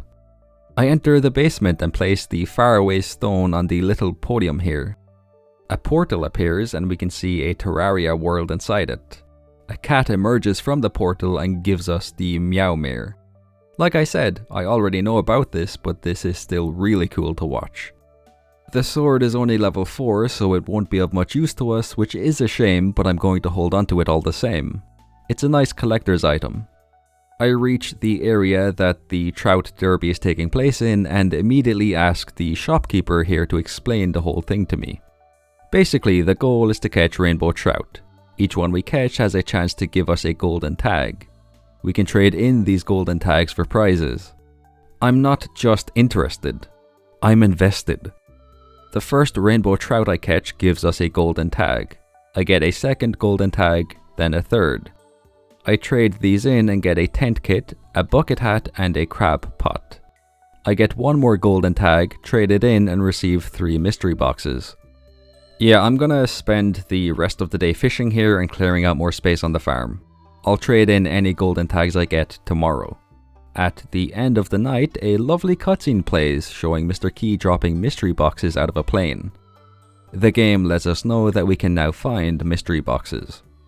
I visit the tree stump on day 49 where I discover that a raccoon has decided to move into the house here. They want a smoked red mullet and 5 crayfish. I currently do not have access to either of these items, but that is going to change really soon as I want to help this raccoon. I trade in my golden tags and receive a diamond, a mounted trout, 20 deluxe bait, 2 triple shot espressos, and a quality sprinkler. I'm gonna go ahead and say that these rewards are absolutely worth it. I would stay here and do some more fishing to get more golden tags and trade them in for even more prizes, but I am a very busy bee. I make 6 crab pots, place them in the river beside Penny's trailer, and add bait to them. We should hopefully get the 5 crayfish we need before summer is over. I have Clint crack open my 3 mystery boxes and I receive 10 deluxe speed grow, mixed flower seeds, and bombs. I donate an artifact to the museum, and that is the 60th item we have donated, I believe. We will find out tomorrow for certain. If Gunther pays us a visit in the morning, then we'll know we've reached the 60 donations mark. I buy a bus ticket and travel to Calico Desert for the first time. I receive a warm welcome from Sandy, who encourages us to buy something from her shop. Luckily for her, I came here specifically for her shop. Mannequins and a coat stand are now being sold here. I buy 4 ice creams and 10 beet seeds, then I enter the Skull Caverns for the first time. Mr. Key will give us 10,000 gold if we can make it down to floor 25, so that is the goal here. For the most part, I ignore any staircases that appear and instead try to find shafts to jump down. This speeds up the whole process and I end up reaching floor 25 at around 5 PM. With my goal completed, I decide to keep going as the enemies here aren't too difficult and iridium ore has started appearing. I am very happy I stayed in the Skull Caverinos as I find a prismatic shard on floor 47. This is a beautiful find. I can exchange this for the Galaxy Sword tomorrow. I end up passing out on floor 51, which is just over double the floor I wanted to get to. And I collected a nice chunk of iridium ore along the way. Gunther pays us a visit on day 50 and thanks us for the contributions we have made to the museum. Not only does this mean we have donated 60 items, it also means we can enter the sewers and meet Krobus as we have been given the key to the sewers. I make some quality sprinklers and plant my beet seeds and a good portion of my blueberry seeds. I sprinkle speed grow on the beet seeds as I would like to be able to use these beets for something before summer ends. After watering the seeds in here, I harvest the blueberries that have grown. An unparalleled level of excitement is flowing through my veins right now. I can't wait to sell these and buy the final project in Georgia Mart. Also, because of how happy I am with the money we have made from blueberries so far, I'm going to go ahead and say that the cranberries will be my crop of choice during fall. I'm hoping to buy between 300 and 400 of those seeds when fall begins. At least 300 or 400 of them anyway. I mean, I won't say no to 500 or 600 cranberry seeds. Demetrius has a quest for us. He wants us to catch 3 octopus. Yeah, no, not a chance am I doing this one. Trying to catch an octopus has a direct impact on my vibes, and that impact is not a positive one. In better news, however, I now have 60,000 gold after selling my blueberries, and the crab pots have produced a crayfish. We only need 4 more for the raccoon. I buy the panning upgrade in Georgia Mart, and with that, all 5 community development projects have been purchased. All of the fishing and blueberry harvesting we did has paid off. I am not exaggerating when I say my soul finally feels at peace. After entering the sewers, I meet Krobus for the first time. He is selling 2 interesting items. The first is butterfly powder. We can sprinkle this on a pet to remove them from the farm. If anybody uses this, do not talk to me, ever. In fact, do not even acknowledge my existence. The other item is the Wizard Catalog. This contains the Wizard's Furniture Collection. I want this. I have to buy this at some point. Oh, that reminds me, actually, I still need to buy the Georgia Furniture Catalog. I buy 3 super meals in the saloon as they give a speed boost, and some salads, collect some coal in the quarry and head to the mines. I am of course attempting to find the second dwarf scroll. I've decided to change tactic here though. Instead of digging up dirt, I'm going to go through the icy floors and defeat the monsters here. These monsters have a chance to drop the dwarf scroll I'm looking for. I'm going to keep things short and sweet here. I defeated no less than 100 monsters and did not obtain the dwarf scroll. Sad times. But as my great-grandfather used to say, we move. At 9:30 p.m. I find a book. The Monster Compendium it is called, and when we read it, it gives us a small chance to get double the loot from the monsters we defeat. Cool. I have some absolutely harrowing news to share with you all on day 51. The fences that were included with the coop can still be destroyed over time. I thought they would be invincible and not decay for some reason. No worries though, I replaced them with brand new fences swiftly. Ordinarily I would be too lazy to do this, but the safety of fish and roe is my #1 priority. Mr. Key has sent us 10,000 gold in the mail as a reward for getting past floor 25 of the Skull Caverns yesterday. Thank you. I make 10 lightning rods and place them in a neat little formation. Hopefully we get stormy weather before the end of summer, as that will cause our lightning rods to produce battery packs. These will be an invaluable resource going forward. Next up is a cutscene involving Morris and the Georgia Mart employees. They have thrown a lovely celebration in honor of me buying all of the community development projects. Morris thanks me for my hard work and gives me a soda machine. I think I'm ready to finally declare that I'm officially a Georgia Mart superfan. First of all, it's nice to be appreciated, and Morris has done a wonderful job at showing us how grateful he is for us and what we did for him. And secondly, he gave us a soda machine. It's a machine that makes soda. What else could I possibly ask for? Back on the farm, I plant some mahogany tree seeds and sprinkle tree fertilizer on them. Mahogany trees drop hardwood, and just like battery packs, Hardwood is going to be very useful in the near future. I meet William at the mountain lake where he gives me the copper pan.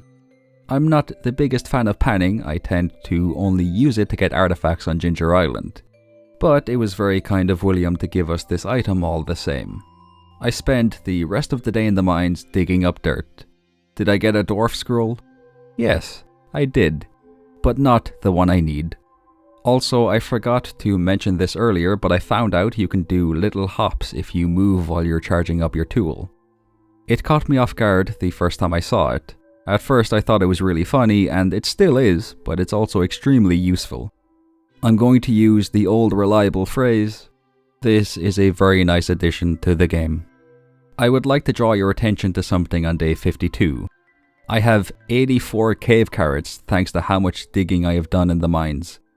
That is an absurd amount. I cannot remember the last time I had anywhere near that amount of cave carrots on hand. I make some quality sprinklers. I was not messing around when I said I plan on creating as much farming space as possible, and harvest some summer forage that has grown.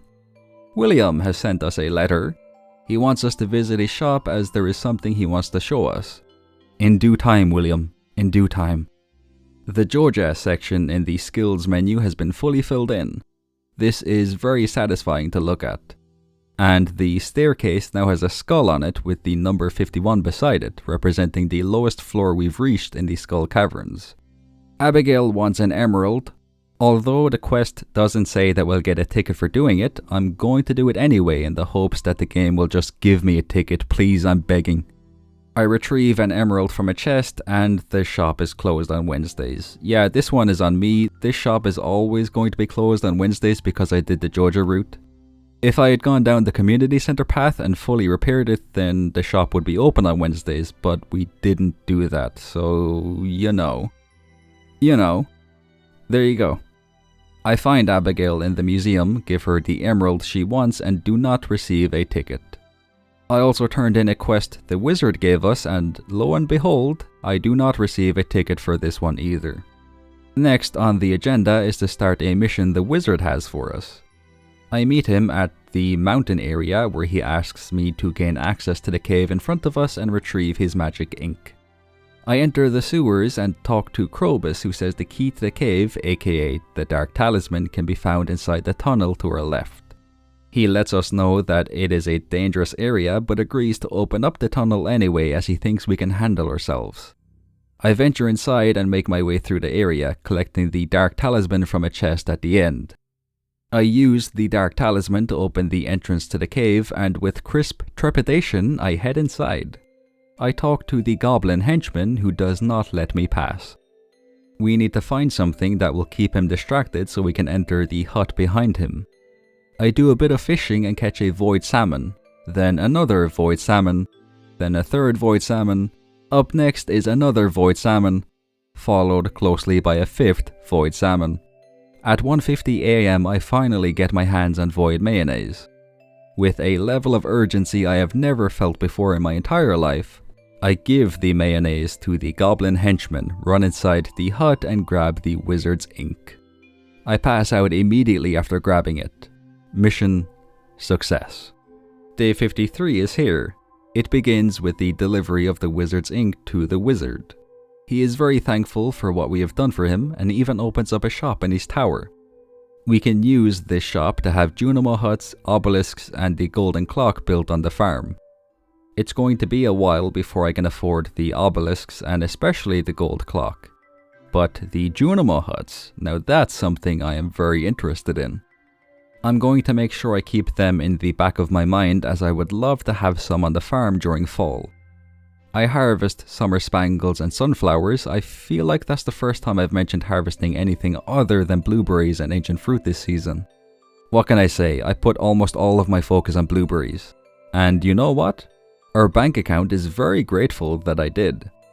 I wanted to buy a bus ticket, but Pamalama isn't here yet, and I am not a very patient person, so I head into town and look at the bounty board. Alex wants a sweet pea and he will give us a ticket for giving him one. Finally, I have waited so long for this moment. I run back to the bus stop, grab a sweet pea and don't deliver it to him straight away. He is nowhere to be found in his house. Don't do this. Do not do this to me. I need to find them. It is imperative that I do if I want the vibes to remain immaculate. I grab a crayfish from the crab pots and set up a chest near them. I toss the fishing related items into it just to make things a little more convenient for me in the future. I visit the bookseller where I discover that we can trade in our books for different items. Fairy dust, deluxe bait, hardwood and a slime egg press are just some of the items we can get by doing this.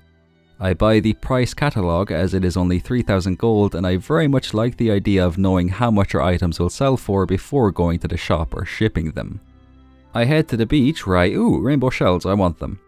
I head to the beach where I give Alex the sweet pea he wanted and he gives us our beloved ticket in return. I make a beeline for Lewis's house and exchange this ticket for an orange tree sapling. I will plant this in the greenhouse at some point. I won't say when because there is a very high probability that I will forget all about this tree sapling as soon as I throw it in a chest. I head to the desert and buy 30 starfruit seeds from Sandy. I will use the starfruit that grow from these seeds to have 3 Junimo huts built on the farm during fall.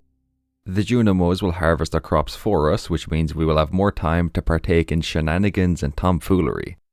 I meet William in a shop where he shows us his dilapidated boat. He says the boat can be repaired if we bring him 5 battery packs, 5 iridium bars, and 200 hardwood. I already have the iridium bars thanks to our Skull Cavern escapades. I have lightning rods set up on the farm, so I'm just waiting for a stormy day, at which point I will hopefully get the battery packs I need. And I have been making a very conscious effort to go to the secret woods as often as I can to get hardwood.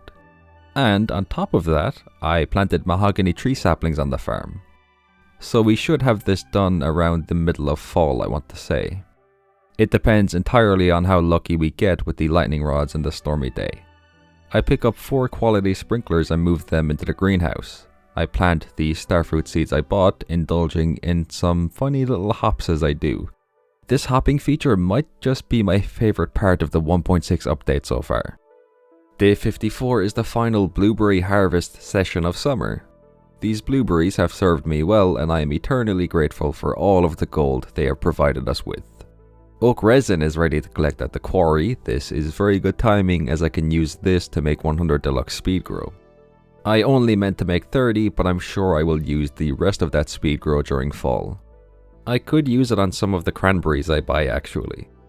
As I said before, quoting Bob Ross, there are no mistakes, just happy accidents.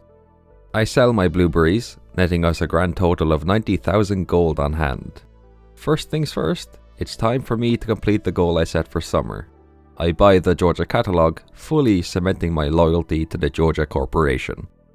I am no longer an honorary Georgia member, no, I am officially a full-time Georgia Joker. When I take a look at the catalogue, the first thing I see is, and I don't like saying this because it was written by a member of the Georgia Corporation, but I have to be honest, a bunch of gibberish. The gist of it is, if anything bad happens because of the furniture, it's on me and Georgia is completely innocent. I'm not quite ready to give my house a makeover yet, as it is a delicate process and I want it to look as aesthetically pleasing as possible. So after sprinkling deluxe speed grow on my starfruit, I catch a red mullet at the beach and buy the fish smoker crafting recipe from William. A trip to the mines is on the agenda as I need to obtain cave jelly. I fish on floor 100 in order to get this item. With that out of the way, I return to the farm, make the fish smoker and place the red mullet inside. I make 7 dehydrators. I am putting a lot of faith into this machine. I really hope raisins and other dried fruit will be worth all of this time and energy and resources. With all of my other responsibilities completed, I dive into the world of Georgia furniture. I place the original furniture into a chest just in case I have a change of heart and decide to retire from being a Georgia Joker. Though, let's be honest here, I truly do believe I'm going to be a Georgia Joker for the rest of my life. I choose the furniture that speaks directly to my soul, my eyes glistening, my hands shaking with excitement as I add more and more lovely furniture pieces to my inventory. My heart fills up with a real sense of pride and accomplishment as I furnish my house. My mind is working at 1,000,000 miles per hour as I fill my house with the bright, dare I even say neon, get it, like neon Aries, that was dumb, with the bright colors of Georgia. It almost feels complete. There's just one more thing I have to do. There we go. Now it's perfect. I sit down, fully absorbing the absolute masterpiece I have just created. I head to sleep and dream about swimming in a river of Joja Cola. The penultimate day of summer is here. Day 55 begins in an absolutely sensational way as all 10 of our lightning rods have produced battery packs. I didn't even notice there was a storm yesterday. I was very pleasantly surprised by this. Our beads are also ready, so I scoop those up. I grabbed the dehydrator beside the well and added to the dehydrator army. The good news train continues to roll steadily along the tracks as the 5th and final crayfish has been produced by the crab pots. The raccoon will be very happy with this, I'm quite sure of that. Before I deliver the crayfish and smoked red mullet to them, I stop by William's shop and donate the 5 iridium bars and 5 battery packs he needs for their boat. I give the raccoon the items they asked for, and in return I receive 25 broccoli seeds. Let's divert our attention to something completely different now. I toss a battery pack into the box in the tunnel beside the bus. I did this to start Mr. Key's quest. There are 4 things we must do for him. That was the first. Ordinarily, you would find out about this quest by reading a secret note. You can start collecting and reading secret notes at the start of winter. But you don't have to read that note to start this quest. After depositing a rainbow shell into the box at the mountain area, I put 10 beads into the fridge in Lewis's house. Finally, I buy a bus ticket, arrive in the desert, and place a solar essence into the mouth of the dragon skeleton. That is the 4th and final task complete. I read a note from Mr. Key telling us to check the pile of lumber beside our house. I will do that, just not right now. Instead, I enter the Skull Caverns where I very quickly change my mind and leave. You see, there's still one piece of unfinished business to tend to. I must obtain the 2nd Dwarf Scroll. This will no doubt be a very difficult, emotional and time-consuming experience, but I'm determined to... Oh wait, no, I got the Dwarf Scroll already. We're good. Okay, nice. I donate it to the museum, breathing out a massive sigh of relief as I do so. I collect the Dwarvish Translation Guide along with pumpkin seeds and a rare crow. There should be a 2nd rare crow here, but it isn't here for some reason. That could very well become a big issue in the future, but I will burn that bridge when I get to it. I talk to the dwarf for the first time and take a look at their shop. It remains the same, except a book is now being sold. The Dwarvish Safety Manual would result in us taking 25% less damage from bombs if we bought it and read it.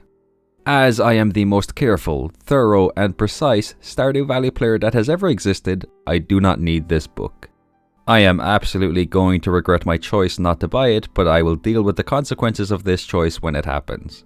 I spend the remainder of the day in the mines collecting various ores. Just like wood, I have tried to ensure that I have a nice supply of copper, iron and gold ore, but I will never turn down the chance to get more. I felt like our house was missing that vital final piece on day 56, so I added the big blue teddy bear I got from the museum to our wonderful home. Now it feels even more nice and cozy inside here. I chop down a mahogany tree and plant the 2 seeds it dropped. The raccoon does not have a new quest for us yet. I will check back every day to see if they want something from us. I ask Clint to crack open a mystery box I had and I received 10 hardwood. Thank you. After a lengthy inner battle, it is with a slightly heavy heart that I announce it is time for me to stop hoarding every single item I pick up. I make a good start on changing my ways by throwing a ton of items into the shipping bin. The one thing that makes this easier is knowing that I'm going to get at least 30,000 gold for these items. To soothe my damaged soul, I attend the Dance of the Moonlight Jellies festival. I've mentioned before that this is my favorite festival in the game. That has not changed. I immediately feel at peace when I step foot upon the sandy shores of the beach and take in all of the enchanting sights and sounds. And that is the end of summer. We did a lot this season. We bought all 5 of the Georgia development projects and more importantly, we bought the Georgia catalog. Absolutely sterling stuff. I think the goal for fall is going to be to unlock Mr. Key's walnut room on Ginger Island. This will require us to collect 100 golden walnuts. Will we be able to do this? There's only one way to find out. On day 57, we have the unfortunate responsibility of cleaning up the remains of our summer crops. As I said before, this is always a very sad moment. But with an eye towards the future, let us focus instead on the good news. That being, we now have a ton of space for cranberry seeds. I chopped down a mahogany tree which rewards me with 8 hardwood, then it's time to head into town. Sandy wants a fire quartz. I can very easily do this one. I spend all of my money on cranberry seeds and spend the rest of the day planting as many of them as I can. I was pleasantly surprised to find that I had enough space and sprinklers to cover all of the seeds. As hardwood is a top priority right now, I of course make time to perform my routine trip to the secret woods where I obtain a further 12 hardwood. I do a bit of fishing at the lake in the forest to get a midnight carp. I follow that up with another round of fishing, this time in the secret woods in order to get the wood skip. I plant my 2 rare seeds on day 58. When they are ready, one shall be traded for a star drop while the other will be thrown into the shipping bin. I tend to my part-time job as a lumberjack, making sure to replant the mahogany seeds that drop. Tree fertilizer is sprinkled on them and I place a chest beside them. I toss the remaining fertilizer I have into this chest in order to make the whole process more convenient for myself. I have suddenly been hit with the overwhelming urge to make a metric ton of progress on the fishing collection, so our first stop is the mines. I catch a ghostfish, then another ghostfish followed by a ghostfish. Up next we have a ghostfish, of course now we have a ghostfish, and finally we have a ghostfish. Eventually a stonefish pops up and I successfully catch it. I use the elevator to get to floor 60, my target here is the ice pip. This one appeared almost immediately, and although it was a bit of a slippery one, I caught it with almost no hassle. I catch the lava eel on floor 100, then I watch a cutscene where Robin and Lewis inform us that the special orders board has been built. The special orders board, for anybody who does not know, is a board where you can accept special orders. I decide to accept Demetrius' special order to catch 10 midnight carp. The reward for completing this is the crafting recipe for the computer, I believe, so I would very much like to get this one done. I think I will, unless I get sidetracked, which is very likely, I will be honest. Our fishing adventure is not yet complete for the day though, as I head to the area above Joja Mart and catch the anglerfish. This is, in my opinion, the easiest legendary fish to catch. I plop my crab pots down at the ocean before the night is over. The hardwood collection process is going very well on day 59 as I chop down 3 trees. Sweet. The raccoon still does not have a new quest for us. That's fine, you take your time, little buddy. After collecting more hardwood in the secret woods, I set up camp outside Leah's cabin as I need to catch a tiger trout and a salmon. In the sewers I catch the mutant carp, our 3rd legendary fish. Again, this one isn't bad, though it can be slightly tricky if you take your eyes off the prize for even a second. I enter the sewer within the sewer and catch the slime jack. I sell my fish to William and buy bait, cork bobbers, a sonar bobber, the iridium fishing rod and 2 trout soups. These give a +1 to our fishing level when we eat them, so assuming I do feast upon them, that will be very handy. The sonar bobber is a very nice item, I must say. It allows us to see what fish we have hooked. I'm currently going for the sea cucumber, so if I see anything besides that pop up, I can simply cancel the fishing minigame and start again. I dig up an artifact spot and get a new shirt. Cool. I resume my fishing shenanigans and catch an albacore. Finally, before leaving the beach, I catch a super cucumber. I spend the remainder of the night catching midnight carp for Demetrius' special order. On day 60, I collect the items that have accumulated in the crab pots, making sure to replace the items with bait so I can continue getting items I need for the fishing collection. I catch a sandfish in the desert followed by the scorpion carp. I am very pleased with myself. I normally struggle with the scorpion carp, so I'm very relieved. I visit the dwarf as I was considering buying 4 mega bombs, but the price of them has gone from 1,000 gold to 1,600 gold. No thank you, that is a deal breaker. I refuse to indulge in this absolutely ludicrous display of price gouging from the dwarf. I collect the casino membership from the pile of wood beside my house, then I venture into the Skull Caverns. I spend the rest of the day in here collecting ore and defeating monsters. Day 61 is our first cranberry harvest session. I had around 40 deluxe speed grow which I sprinkled on these cranberry seeds, hence these ones here being ready before the rest. As always, I toss my ancient fruit into the seed makers. Next, it is time for a little science experiment. We are going to see how beneficial the dehydrator is. I toss my normal quality cranberries into them and hopefully we will make a nice little profit from them. Starfruit is ready to harvest in the greenhouse. I shall be using these for the purchasing of Junimo huts from the wizard. I am absolutely positively thrilled to announce that I have finally collected enough hardwood for the boat in William's shop. Some extra hardwood never hurts though, so I continue my mission to exterminate the hardwood supply in the secret woods. I tend to my crab pots before heading into William's shop and donating the required hardwood. I sell my cranberries and pick up some grape starters, a wheat seed and 150 bok choy seeds. Our oak trees have produced oak resin in the quarry. After collecting them, I make 14 kegs. I plop these down near the dehydrators and toss my coffee beans into them. I would like to have a reliable source of a speed boost when I go to Ginger Island tomorrow. I enter the Adventurers Guild, open the door to the room in the back and finally get my hands on the present inside. I receive the Mapping Cave Systems book. We now get a 50% discount on Marlin's item retrieval services. This would be useful, except I don't get knocked out in the mines. I am an absolute force of nature. There is zero chance I will ever use Marlin's item retrieval service as I will never lose my items. I collect my coffees, plop my cookout kit on the ground and turn my coffees into triple shot espressos. Well, that's what I would have done if I had the triple shot espresso cooking recipe. I never bought it from Gustavo. My brain cells have clearly gone on vacation. At least we have the regular coffees. They will still give us a speed boost. Our dehydrators have produced dried cranberries on day 62. I toss them into the shipping bin and check on my crab pots for what is very likely to be the final time. With the acquisition of a clam, I have gotten all of the crab pot items I need for the fishing collection. After weeks and weeks of hard work and an unfathomable amount of effort and gold, I finally step foot upon the sandy shores of Ginger Island. This, everybody, is when the game truly begins. It's time to get our working boots on because we are going to be up to our eyeballs in various responsibilities and duties, shenanigans and tomfoolery and special orders and quests from here on out. I collect a golden walnut in the forest and open up a supply package which gives me 3 tent kits.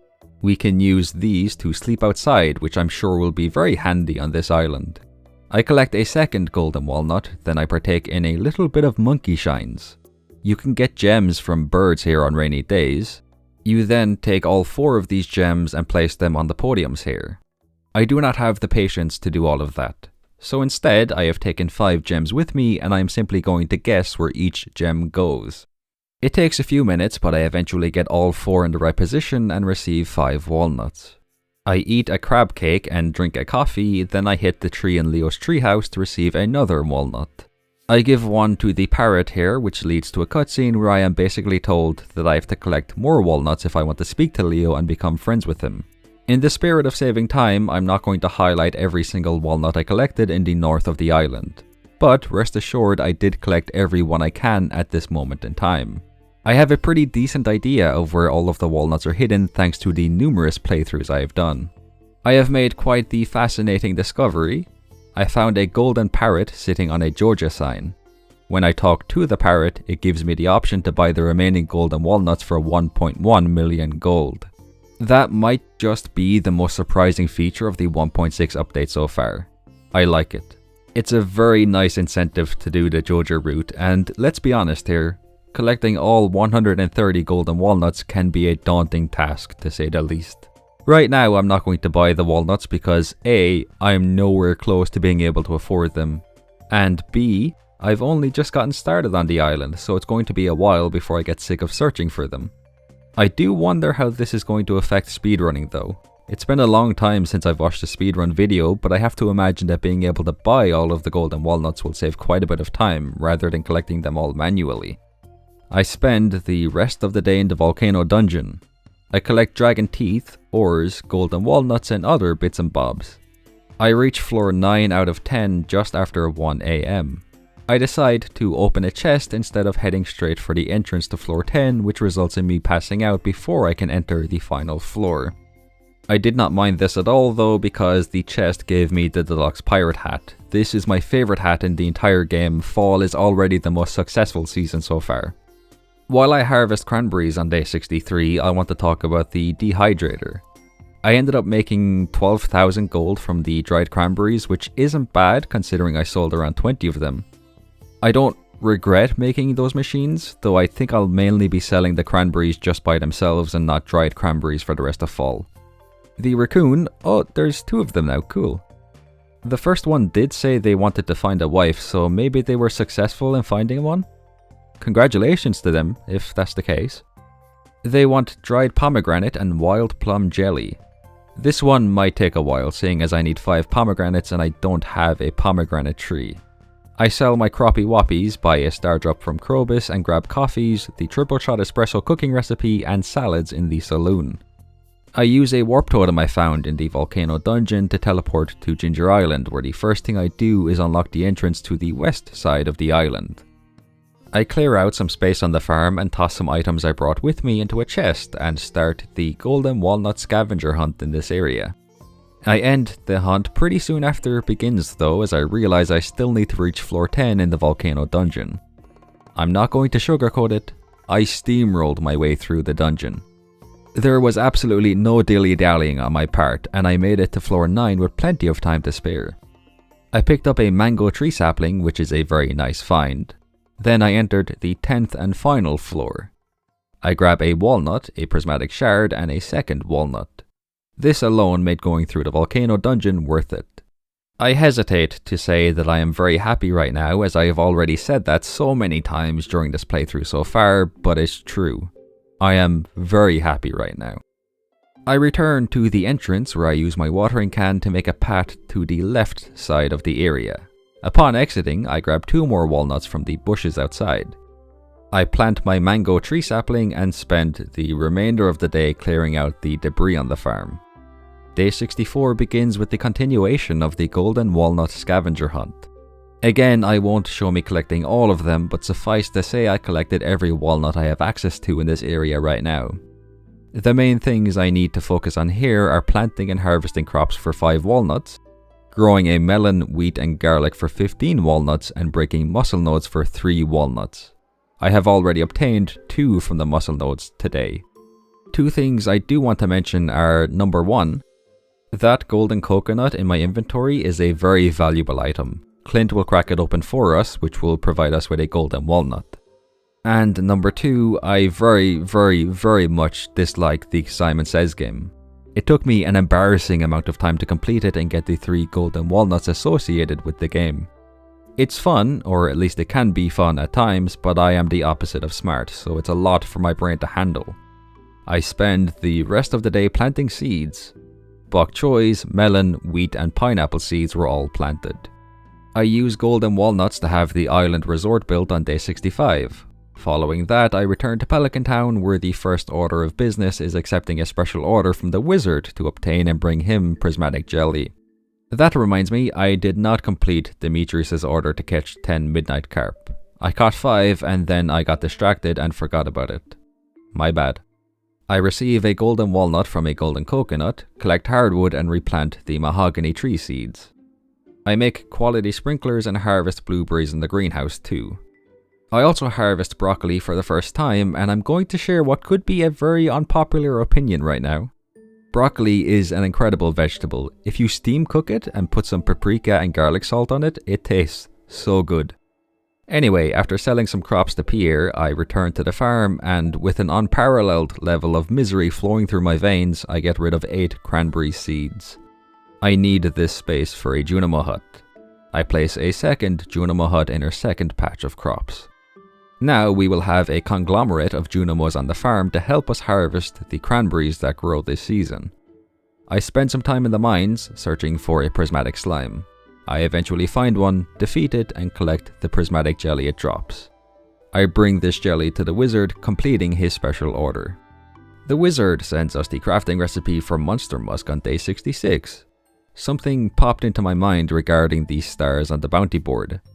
Back in spring, I think it was, I thought they represented the difficulty of the quest that is being given to us.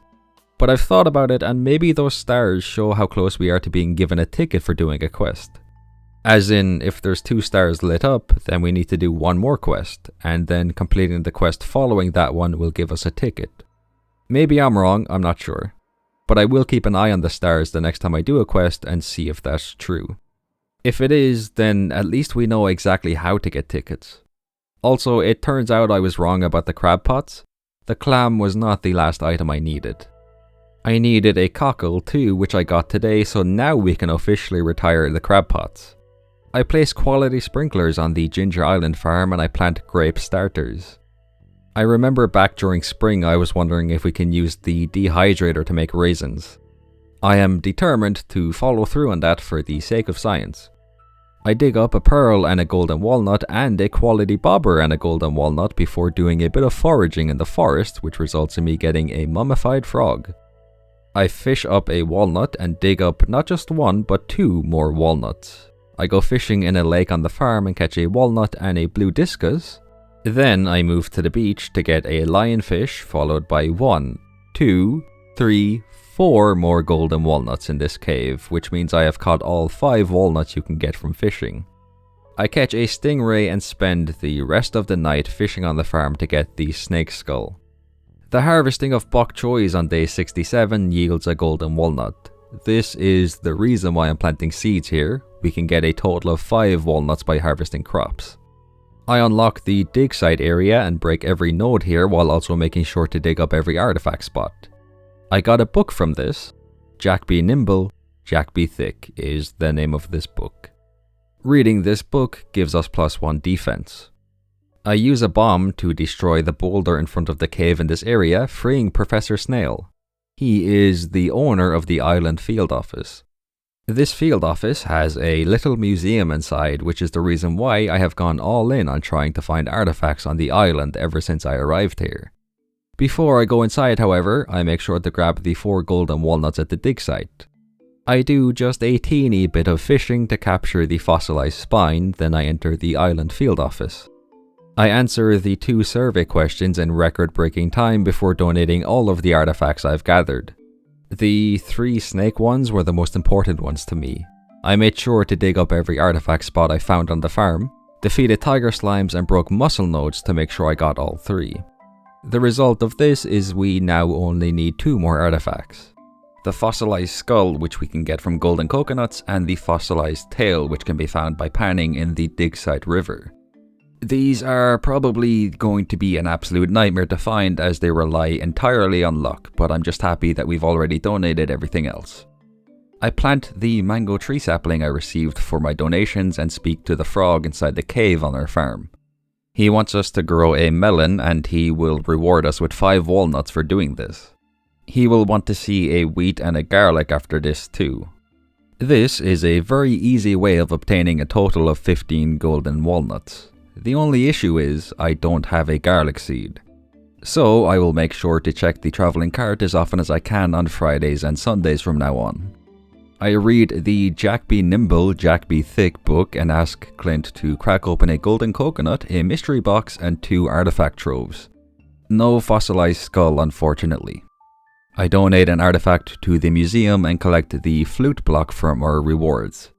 Our Junimos have done a mighty fine job at harvesting the cranberries that have grown on the farm, but there are still a few remaining that they couldn't reach, so I collect those. I return to Ginger Island where, just like the podiums in the forest, I do something a little cheeky.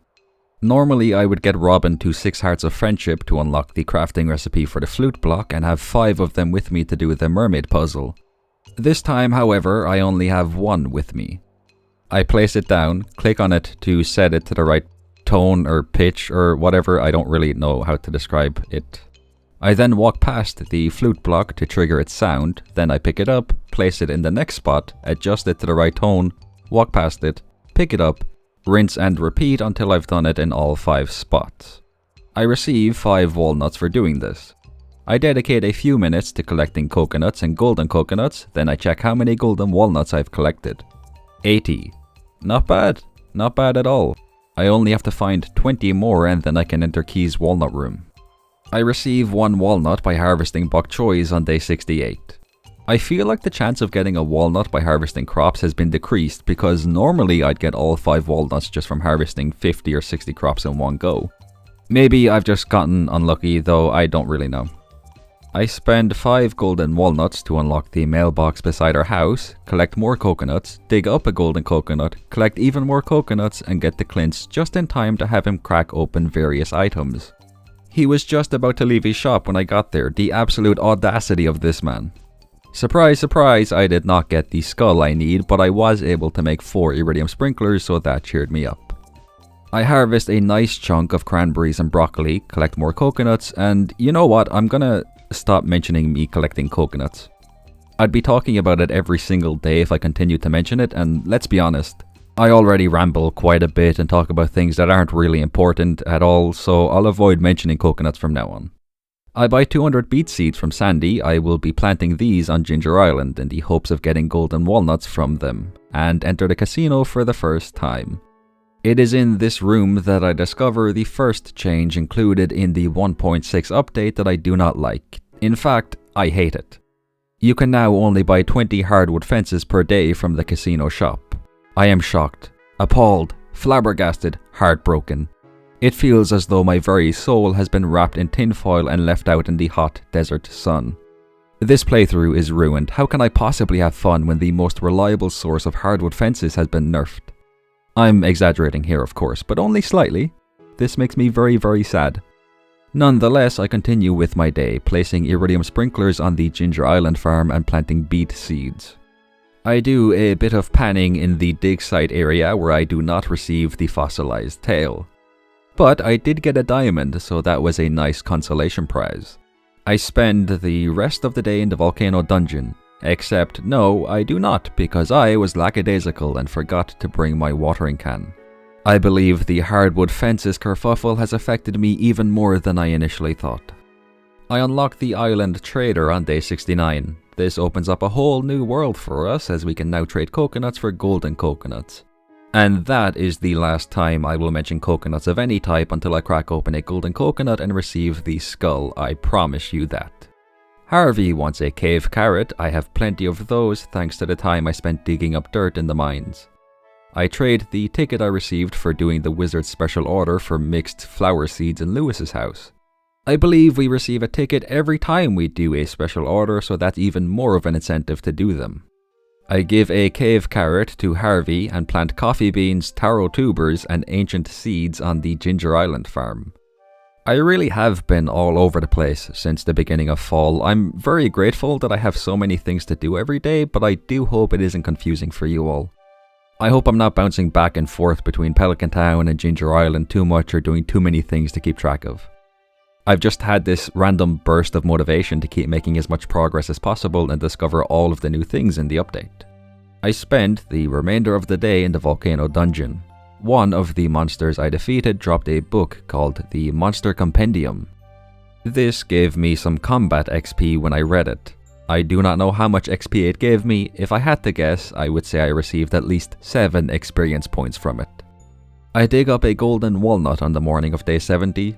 Speaking of walnuts, obtaining the remaining 3 that can be found in muscle nodes is proving to be quite challenging, as has always been the case in pretty much every playthrough I have done.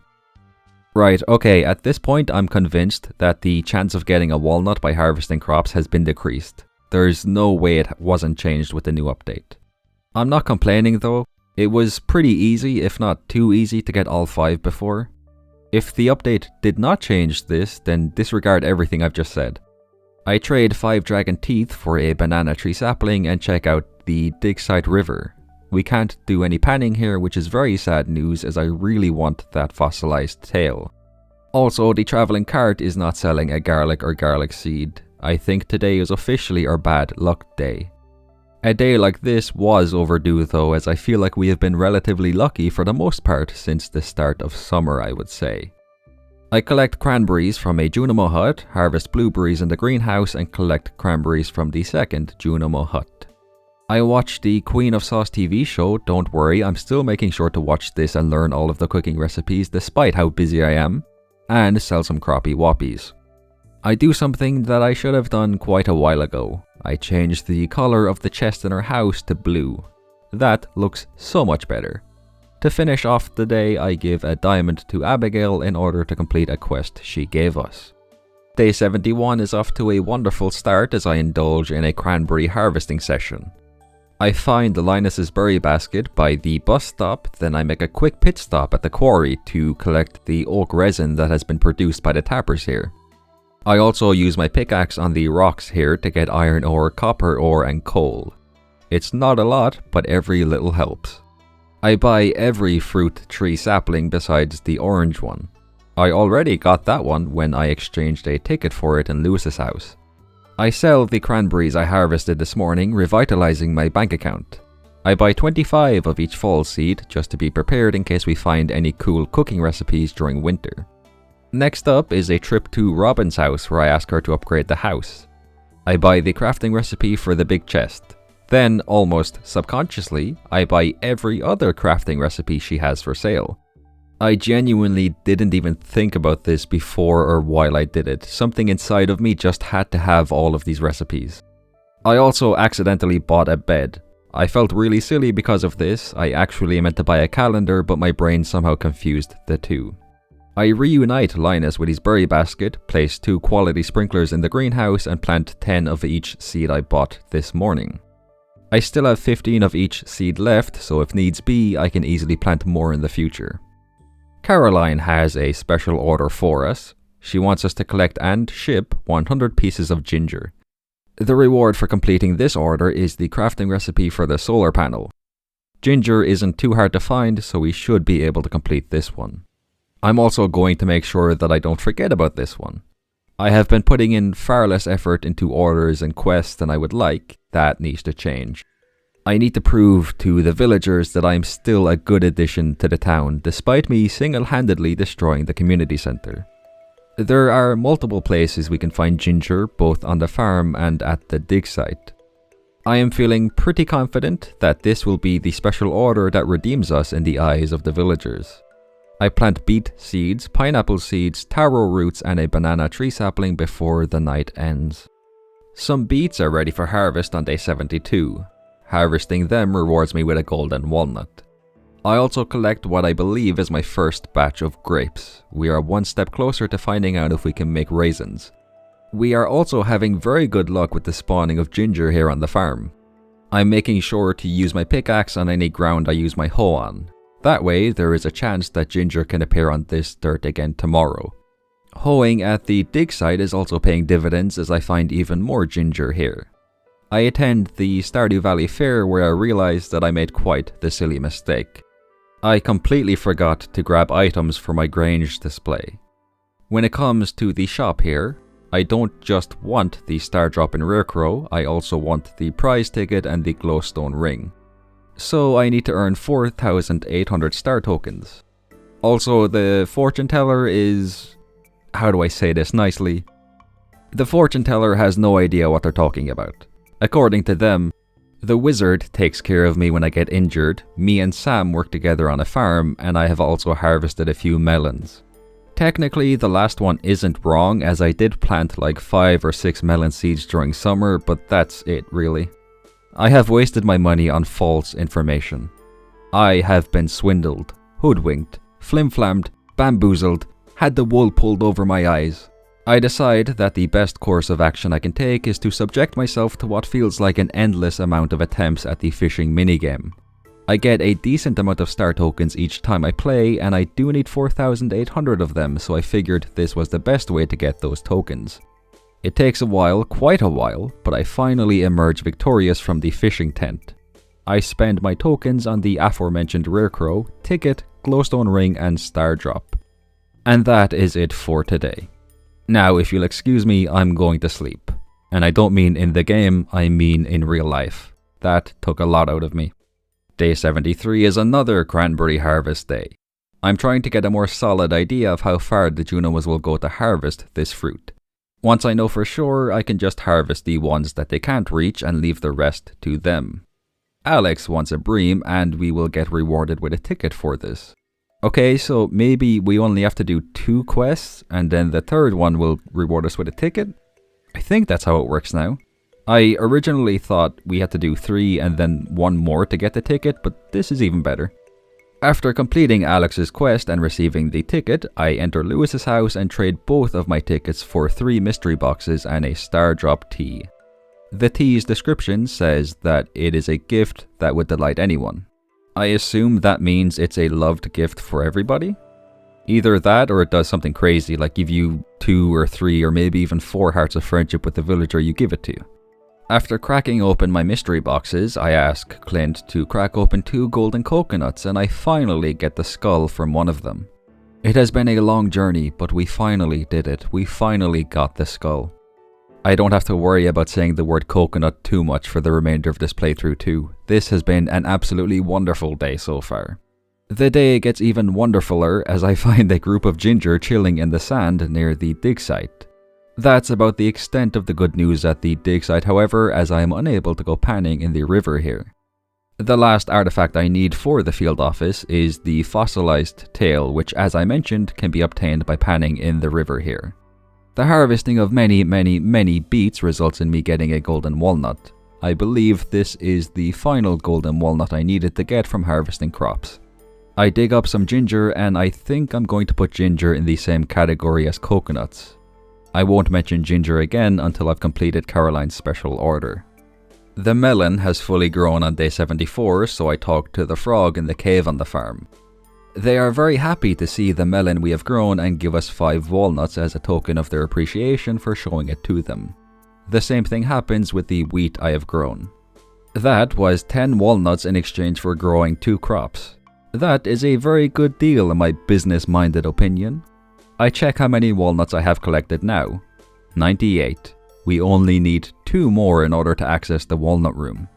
I do some panning at the dig site and receive bone fragments. That was legitimately the most disappointing outcome.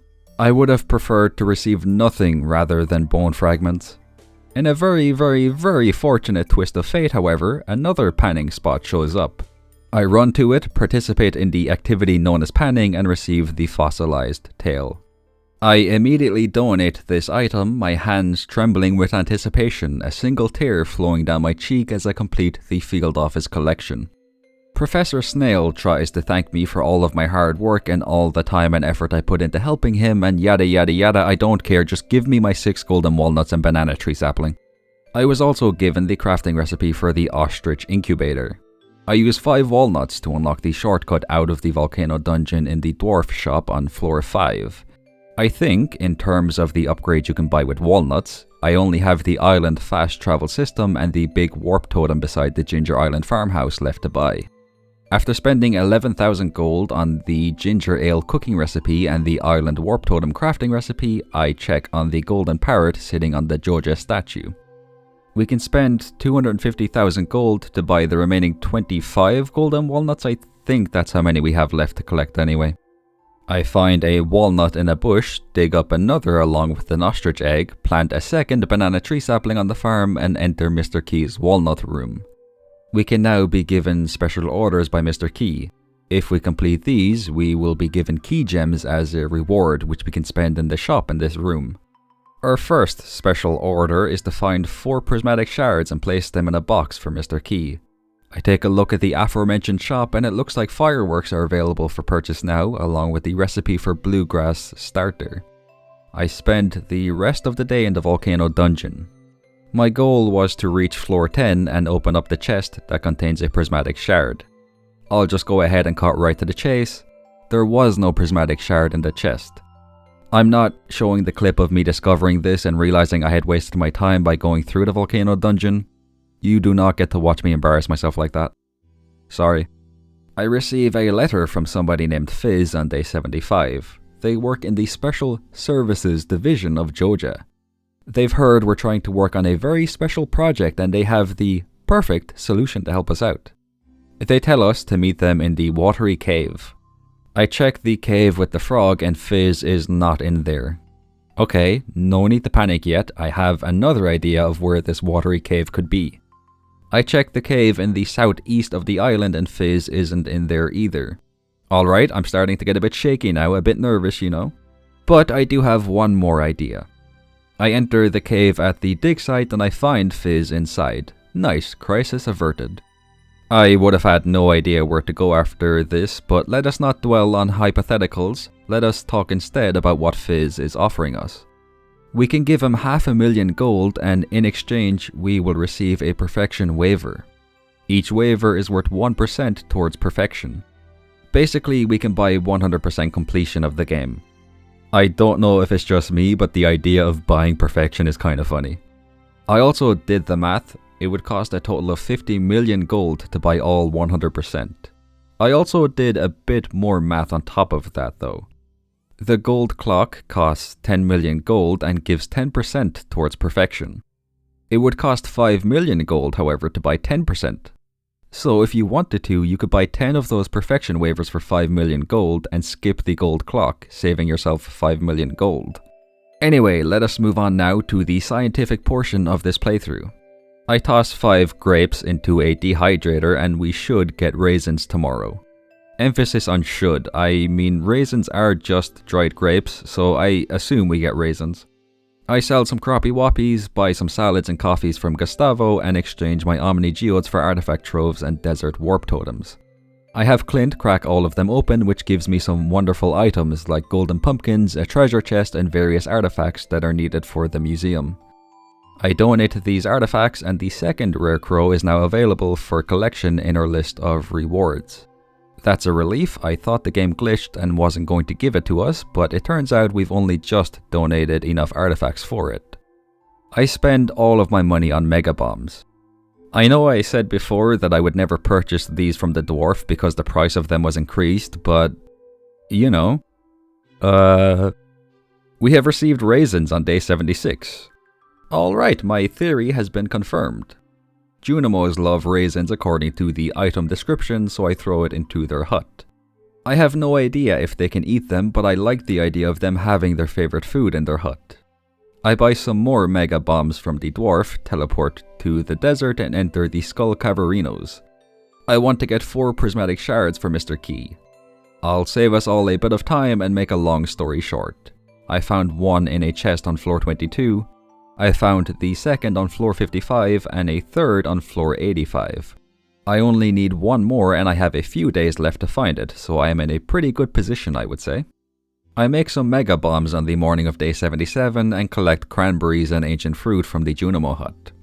I did not notice it at the time, but looking back at this footage, the raisins I put into the hut aren't there anymore. It looks like they have been placed in front of the hut instead. I buy some more mega bombs from the dwarf, then I visit Clint and ask him to crack open the mystery boxes I found in the Skull Caverns yesterday. I get a prismatic shard from one of them. Alright, cool, I was planning on going to the Skull Caverns again today to try to find the 4th prismatic shard, that's why I made and bought mega bombs. But there is no need to do that now. I harvest some crops and flowers on Ginger Island and I'm pretty sure I've obtained all 5 walnuts from the whole process of harvesting crops. Have I mentioned that already? I forget. You'll have to forgive me if I have said that already. I have the brain of a sieve. I return to the Pelican Town farm, grab my tools, then use a warp totem to get back to the island. I give the 4 prismatic shards to Mr. Key and use my 40 key gems to buy the crafting recipe for magic bait. I also buy 20 magic bait and 3 mushroom trees. I did not mean to buy those mushroom tree seeds. I meant to grab 60 magic bait, not 20. Oh well, what can you do? I spend the rest of the day in the volcano dungeon collecting dragon teeth. Day 78 begins with the sale of cranberries. Should I continue mentioning when I harvest and sell crops? I don't think it's important anymore, but I do like to specify where I'm getting my money from during the first year. While I ponder this question of the century, let us divert our focus to the special orders board. Demetrius has decided to give us a second chance. He is once again asking us to catch 10 midnight carp. I will not let you down, Demetrius. I shall make you proud this time. After selling some bars to Clintholomew, I buy 4 books from the bookseller. The Queen of Sauce cookbook, which immediately gives us access to the cooking recipes we have yet to learn from episodes of Queen of the Sauce. Way of the Wind Part 1 lets us run a little bit faster. Old Slitherings allows us to run a lot faster through grass and crops.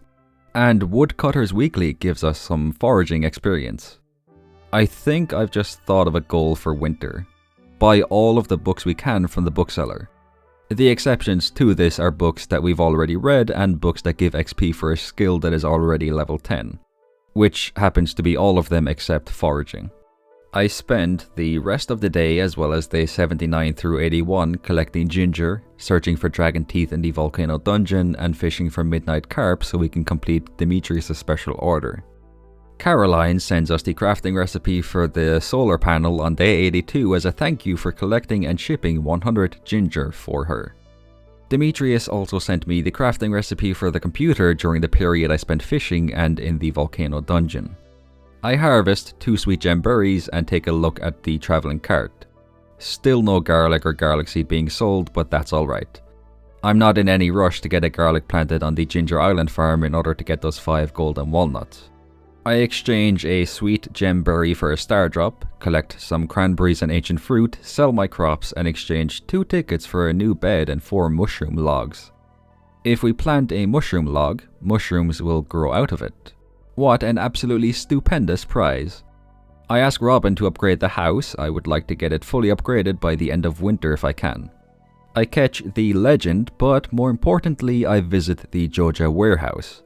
It is truly awe-inspiring seeing the fruits of my labor. I can confidently say I am very happy with my choice to buy a Joja membership. I harvest some fruit on day 83. That's it. That's all I did. I'm glad winter is coming very soon because I've ran out of things to do this season. Well, there is one more thing I need to do.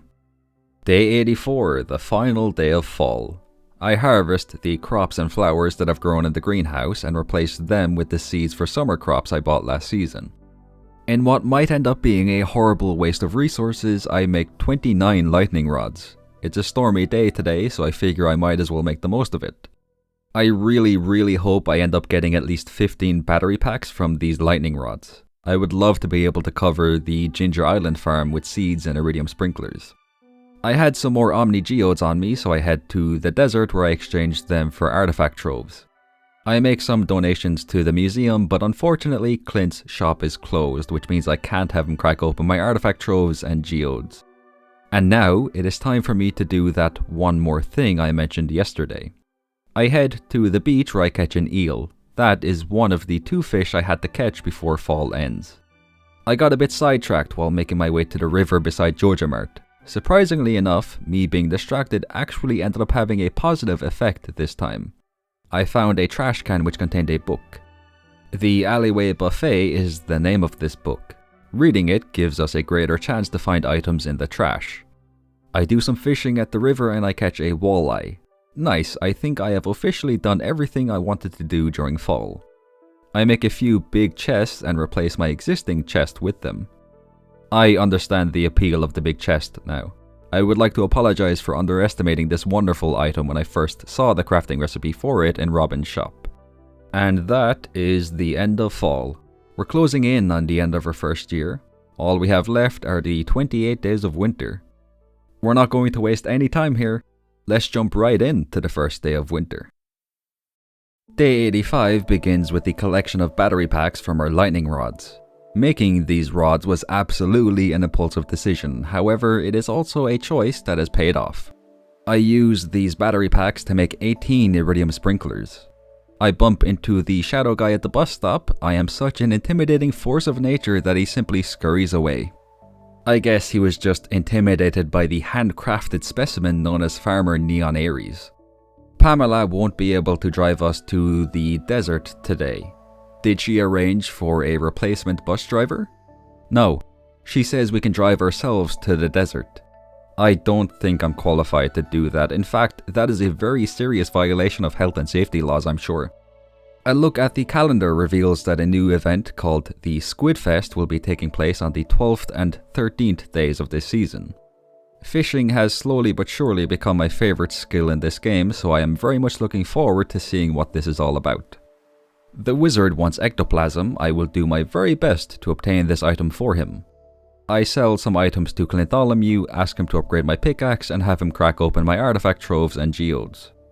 I want to complete the museum by the end of winter if I can, though I won't be disappointed if I can't, as it is quite the monumental task.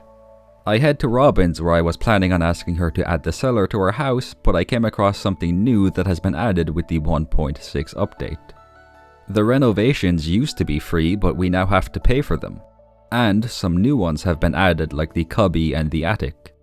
What I'm going to do is buy all of the renovations before having the cellar built. That process begins today as I have the corner room and the southern room added. That cost 50,000 gold. I really miss when those two rooms didn't cost anything to build. Inflation really is crazy right now. I mean, it's even hitting the world of Stardew Valley. I find the shadow guy near the community center. He gives me the magnifying glass which opens up the wonderful world of secret notes.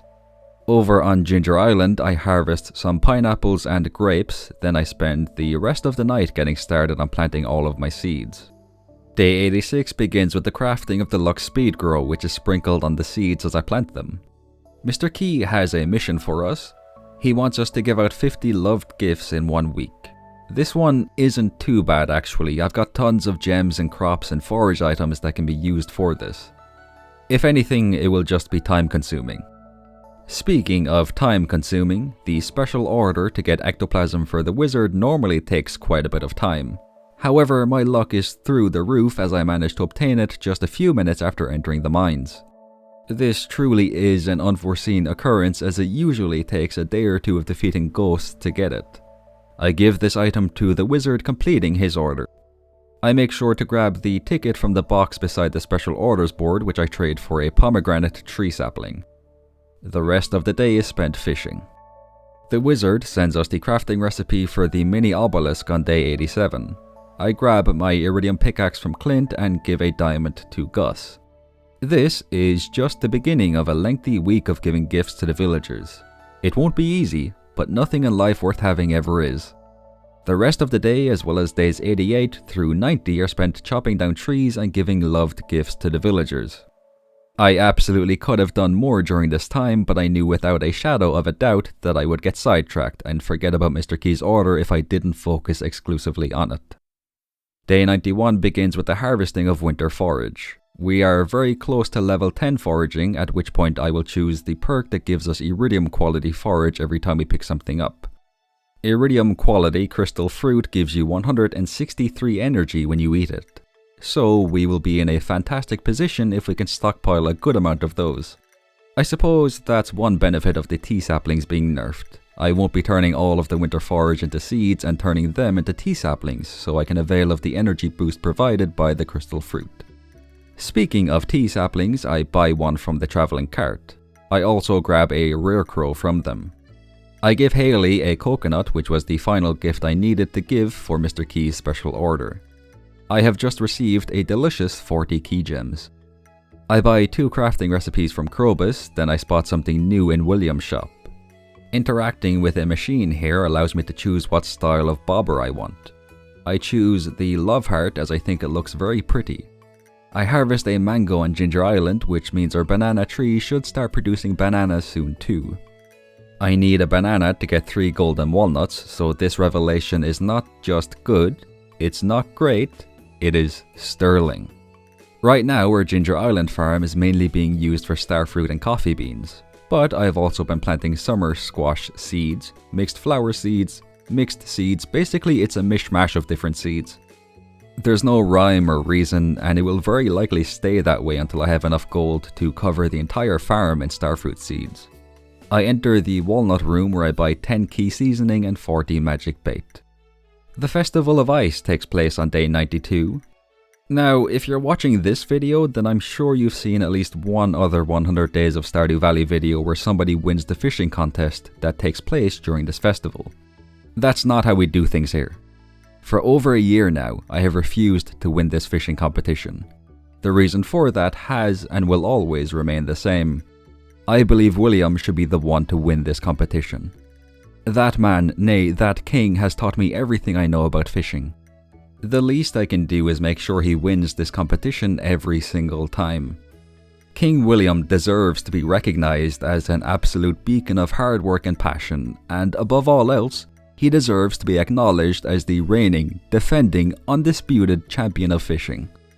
Day 93 is off to a scintillating start as the wizard is willing to give us a ticket if we can defeat 2 Squid Kid in the mines. I quickly check the quarry where I find that the oak resin here is ready for collection. I gather all of this delicious item from my tappers before heading to Robin's and asking her to build a fish pond on the farm. The rest of the day is spent in the mines as the wizard's quest is my #1 priority right now. Day 94. Harvest the winter forage, make winter seeds, plant the winter seeds. This game is fantastic, I love it so much. I use my key seasoning to make a gold star seafoam pudding. This will give a +5 to our fishing level, bumping us up to level 15. The bookseller is in town, so I buy the Horse the Book book, which gives us a little extra speed when riding a horse. The Way of the Wind Part 2 book lets us run a little faster, and Woodcutter's Weekly gives us some extra foraging XP. At the special orders board, Linus wants us to gather trash for him. Don't worry Linus, that trash will be gathered. I trade in my ticket for the Friendship 101 book. This will allow us to become friends with the villagers a little faster. I can only assume this means the amount of friendship points we earn for talking to the villagers, giving gifts, etc. has been increased. With my magic bait equipped to the fishing rod, I can catch the blobfish, the spookfish, and the midnight squid at the beach. Normally you would only be able to catch these fish on the submarine during the night market, but the magic bait allows you to catch them at any time. You just have to be standing where I was standing. It's off to the mines to continue fishing. This time I'm looking to get trash. Level 100 is a very lucrative location for trash, and I'm including the lava eel as part of that. I will never, ever forgive the lava eel for the absolute heartache it put me through the first 37 times I tried to catch it. I throw all of the trash I have in the dumpster just before the night ends, completing Linus' special order. We have been sent the crafting recipe for fiber seeds on day 95 as a thank you from Linus for completing his special order. I'm doing my best to complete these special orders so I can get the crafting recipes associated with them. The last thing I want is to spend weeks and weeks during year 2 trying to get them. It's time for the Squid Fest now. The goal here is to catch as many squid as possible, and by that I mean 8. 8 squid will give us the maximum reward tier.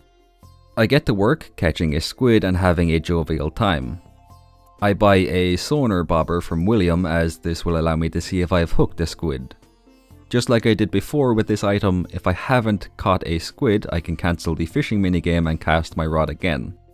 Time absolutely flies during this little fishing extravaganza, and before I know it, it is 5 PM and I've caught my 8th squid. I take a look at the rewards I have been given. The mystery boxes and pearl are nice. I feel like I've said the word nice so many times during this video. I apologize. I think it might be time to expand my vocabulary. I might read a thesaurus later tonight. Speaking of reading, the Art of Crabbing book I received gives us a 25% chance to get double of any item produced by a crab pot. Nice, delightful. I exchanged the ticket Linus gave us for completing his order for a few mega bombs. Now, can you guess what I did to start day 96? If you said, harvest winter forage, you are correct. Well done. I also reached level 10 in foraging during this. Wasting no time whatsoever, I make a beeline for the door in the forest near the entrance to the sewer. Grandpa has left a note for us inside. This room contains tips, recipes, and powerful tools related to each skill. It looks like we have to earn 10,000 experience points in any of the skills in order to claim our first bonus, shall we call it. The combat bonus will reward us with the anvil crafting recipe. The anvil allows us to reforge our trinkets, randomizing their stats. We also get the crafting recipe for the mini forge. This is basically the forge you can find on floor 10 of the volcano dungeon. And of course, we unlock a new equipment slot for the aforementioned trinkets. These trinkets will give us special powers. The foraging bonus will give us the mystic tree seed crafting recipe, which can be used to grow a special tree. The treasure totem will summon a ring of treasure spots and we will be able to find golden mystery boxes. Farming will give us the iridium scythe, which can be used to harvest crops. I already know this is going to be the first one I choose just based on that alone. We will also get the statue of blessings, which will give us a unique blessing each day, And we will be able to find golden animal crackers, which we can give to an animal to double the amount of items we get from them. Up next is fishing. This one will give us the advanced iridium rod, which we can attach 2 bobbers to. We will also be able to craft challenge bait. With this bait, a perfect catch will give us 3 fish. But each time a fish goes outside the green fishing bar, the number of fish we'll get is decreased by 1. We will also be able to find golden fishing chests.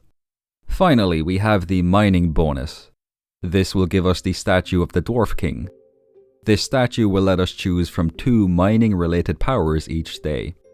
The heavy furnace requires 25 pieces of ore and 3 pieces of coal per use. So I assume it will produce 5 bars each time. And gem bearing rocks will now give twice as many gems. So if I choose this bonus and mine a diamond node, we'll get 2 diamonds. Sweet. I'm looking forward to claiming all of these bonuses or achieving mastery in all of these skills as the game puts it. I hope me explaining all of that wasn't too boring for you all. If it was, then allow me to make it up to you by presenting you all with the most nerve-wracking fishing session of this entire playthrough. It is time to catch the glacier fish, the most difficult fish in the game in my opinion. It was a long battle, one which I was not sure I could win. I almost gave up. I was giving it my all and it simply was not enough. But then I realized I couldn't just do my best. I had to go beyond my capabilities as a human being and win a battle I should not be able to win. I couldn't just give 100%, no, I had to give 101%. This realization changed my mindset and made me more determined, more motivated, and more focused than ever. I emerged from this battle victorious. I celebrate by taking a look at the Hat Mouse's shop. Unfortunately, they are not selling a hat that is worthy of replacing my pirate hat. I'm still in fishing mode, so I cast my rod into the waterfall here. I catch a chub, a lingcod, and a goby? This is the new fish that was added with the update apparently. I didn't exactly mean to catch it, mainly because I had no idea where to find it, but also because I didn't even realize a new fish had been added to the game.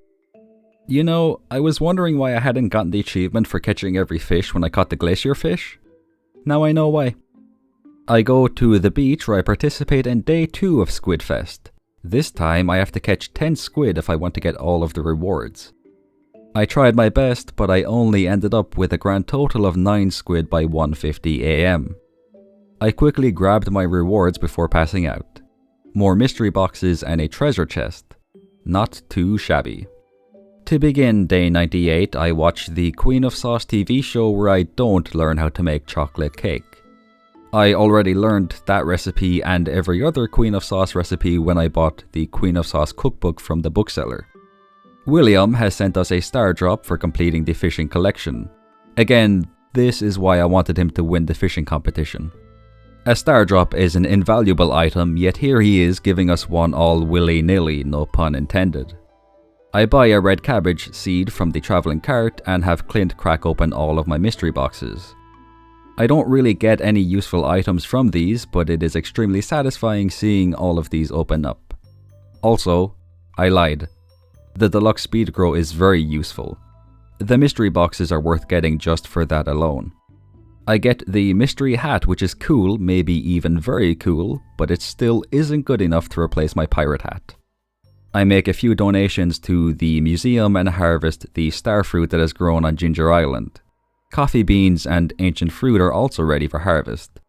That reminds me, I have 30, 40 ancient seeds in a chest somewhere that I have not planted yet.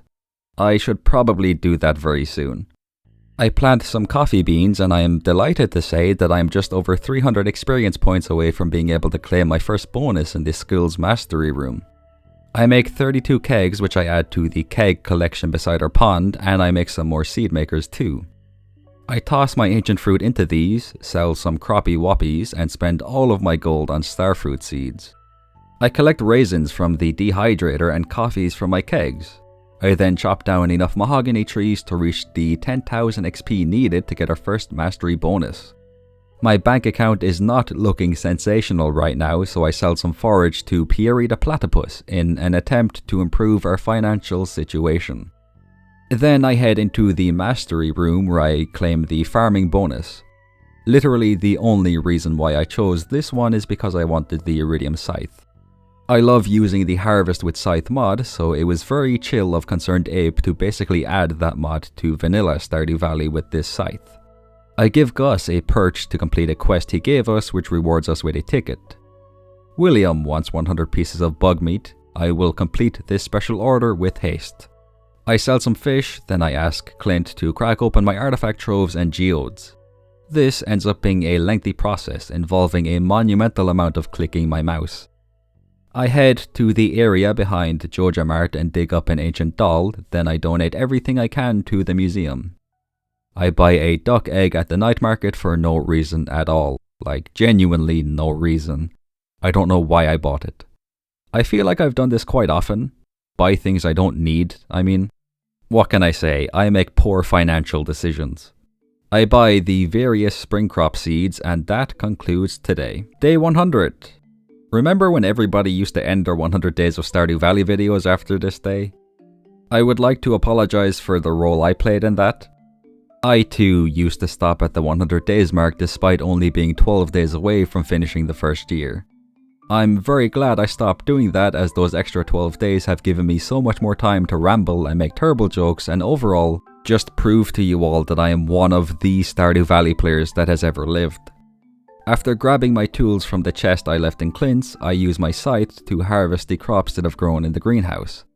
This scythe is incredible, absolutely phenomenal. I collect my first banana, spectacular, and plant my starfruit seeds. I place the banana on a podium in the jungle, which earns me 3 golden walnuts. Mr. Key has a new special order for us. He wants us to find key beans, plant them, harvest the key fruit that grow from them, and ship 500 of these fruit. This will not be easy by any stretch of the imagination, but the tantalizing reward of 100 key gems is too good to pass up. Just like catching the glacier fish, I'm going to have to put 101% effort into completing this order. To finish off the day, I buy the various summer crop seeds, just like I did last night with the spring crop seeds. I give a star drop tea and a gold star pumpkin to Krobus on day 101. Completing William's order to collect 100 bug meat and deliver it to him is at the top of my priority list. So I head to the mines where I quickly finish off the Dust Sprite Monster Eradication goal. I grab the Burglar's Ring from the Adventurers Guild, which is the reward for completing that Monster Eradication goal.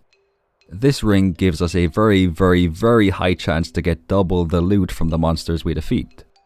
This should greatly speed up the process of getting all of the bug meat I need. The rest of the day is of course spent working on this. Mir Lewis sends us a letter on day 102. He informs us that the person we will be giving a gift to during the Feast of the Winter Star Festival is Emily.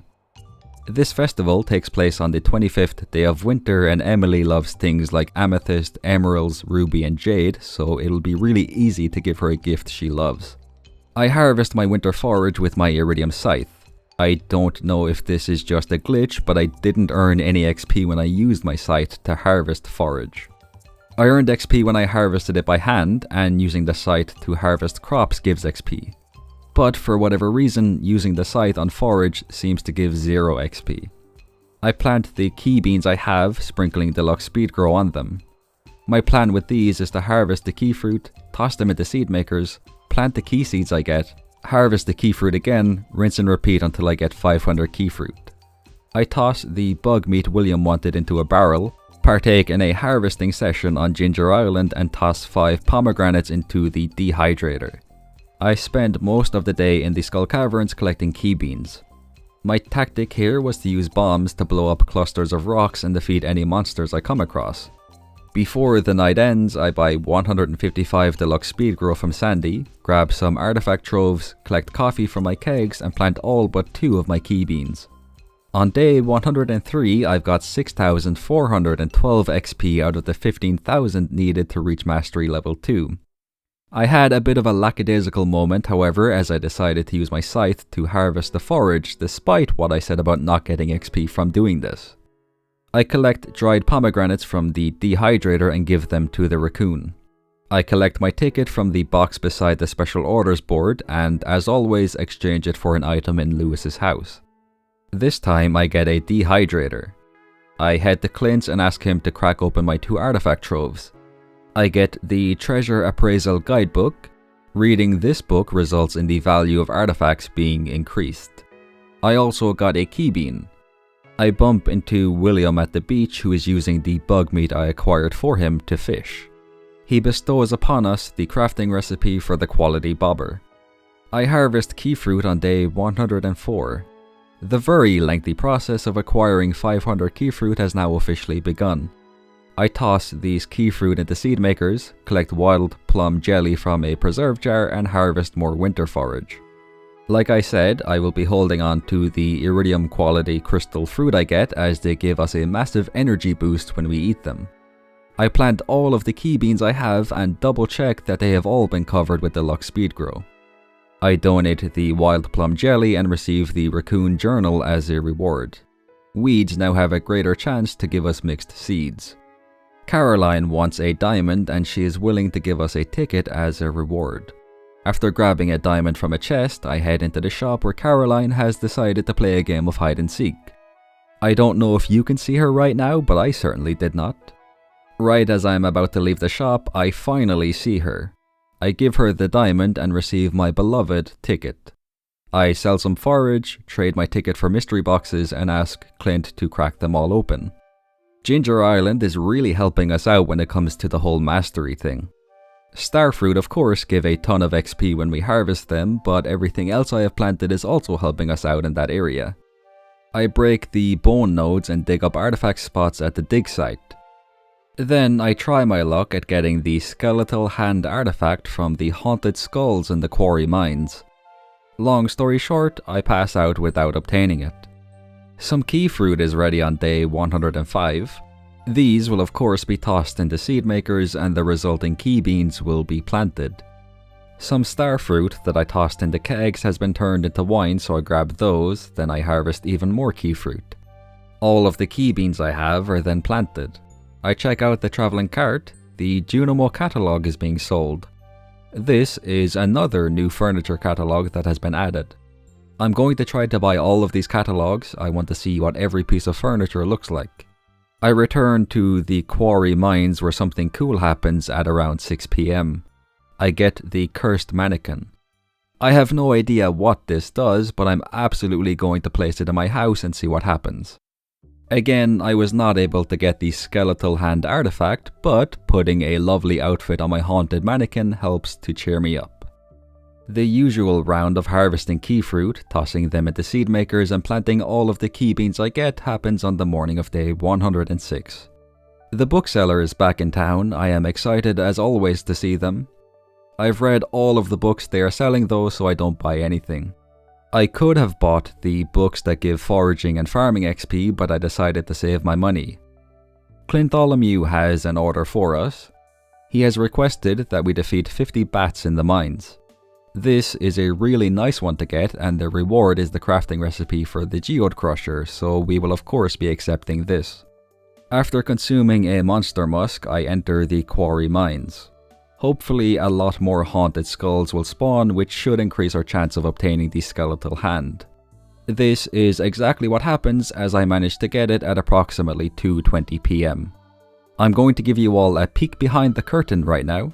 The reason why I sometimes say this happened at 2:20 PM or, that happened at 6 PM is because it makes it a lot easier for me to find the clip that has whatever happened in it.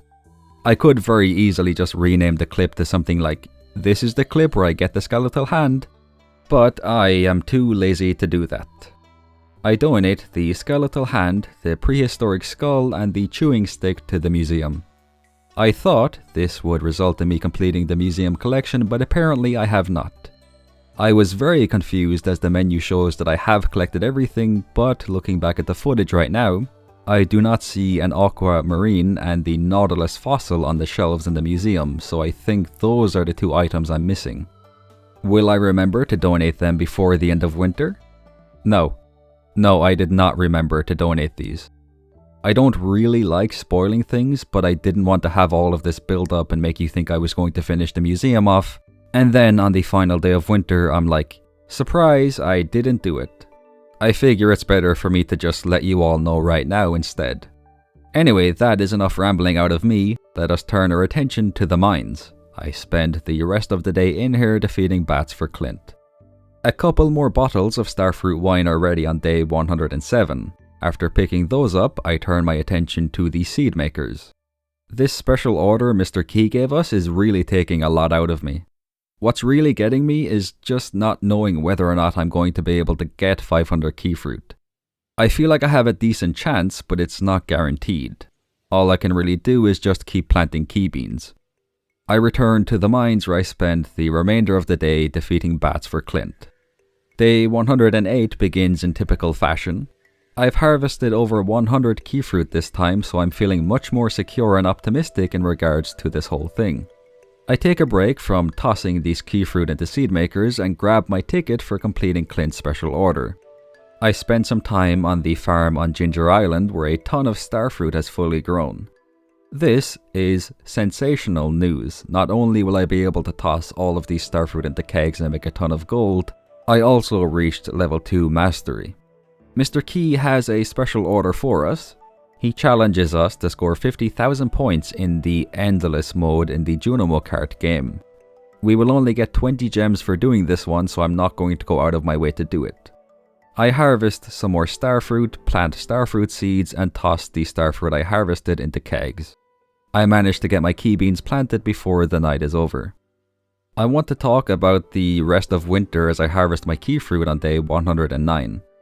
At this point, there is not much I can say about the remaining 4 days of winter.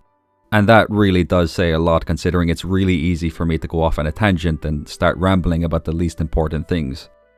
So to avoid this video becoming downright boring, I think it's best that I speed through these last few days.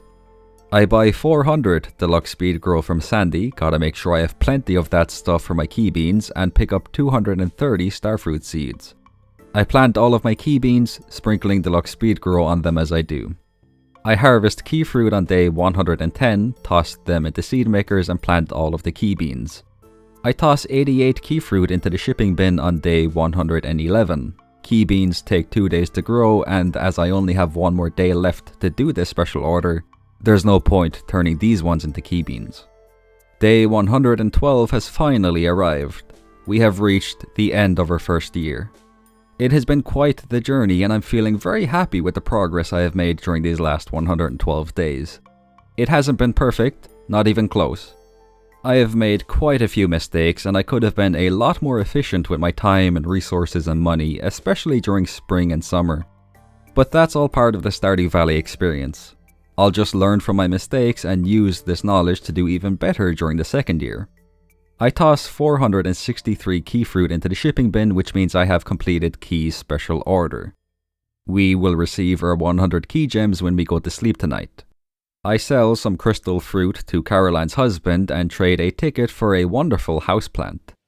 I will not be placing this houseplant in my home, however, as it does not match the blue and grey aesthetic I have going on. And I think I'm officially going to end winter here. That was quite the adventure. I hope you all enjoyed these 112 days. I mentioned this a couple of times, but I think the big question is, am I going to do another 112 days? Yes, absolutely I am. But only because I want to spend the 100 key gems I got for shipping 500 key fruit. So, I will see you all next year. Like next year in game, like year 2 I mean, not next year in real life. You know what?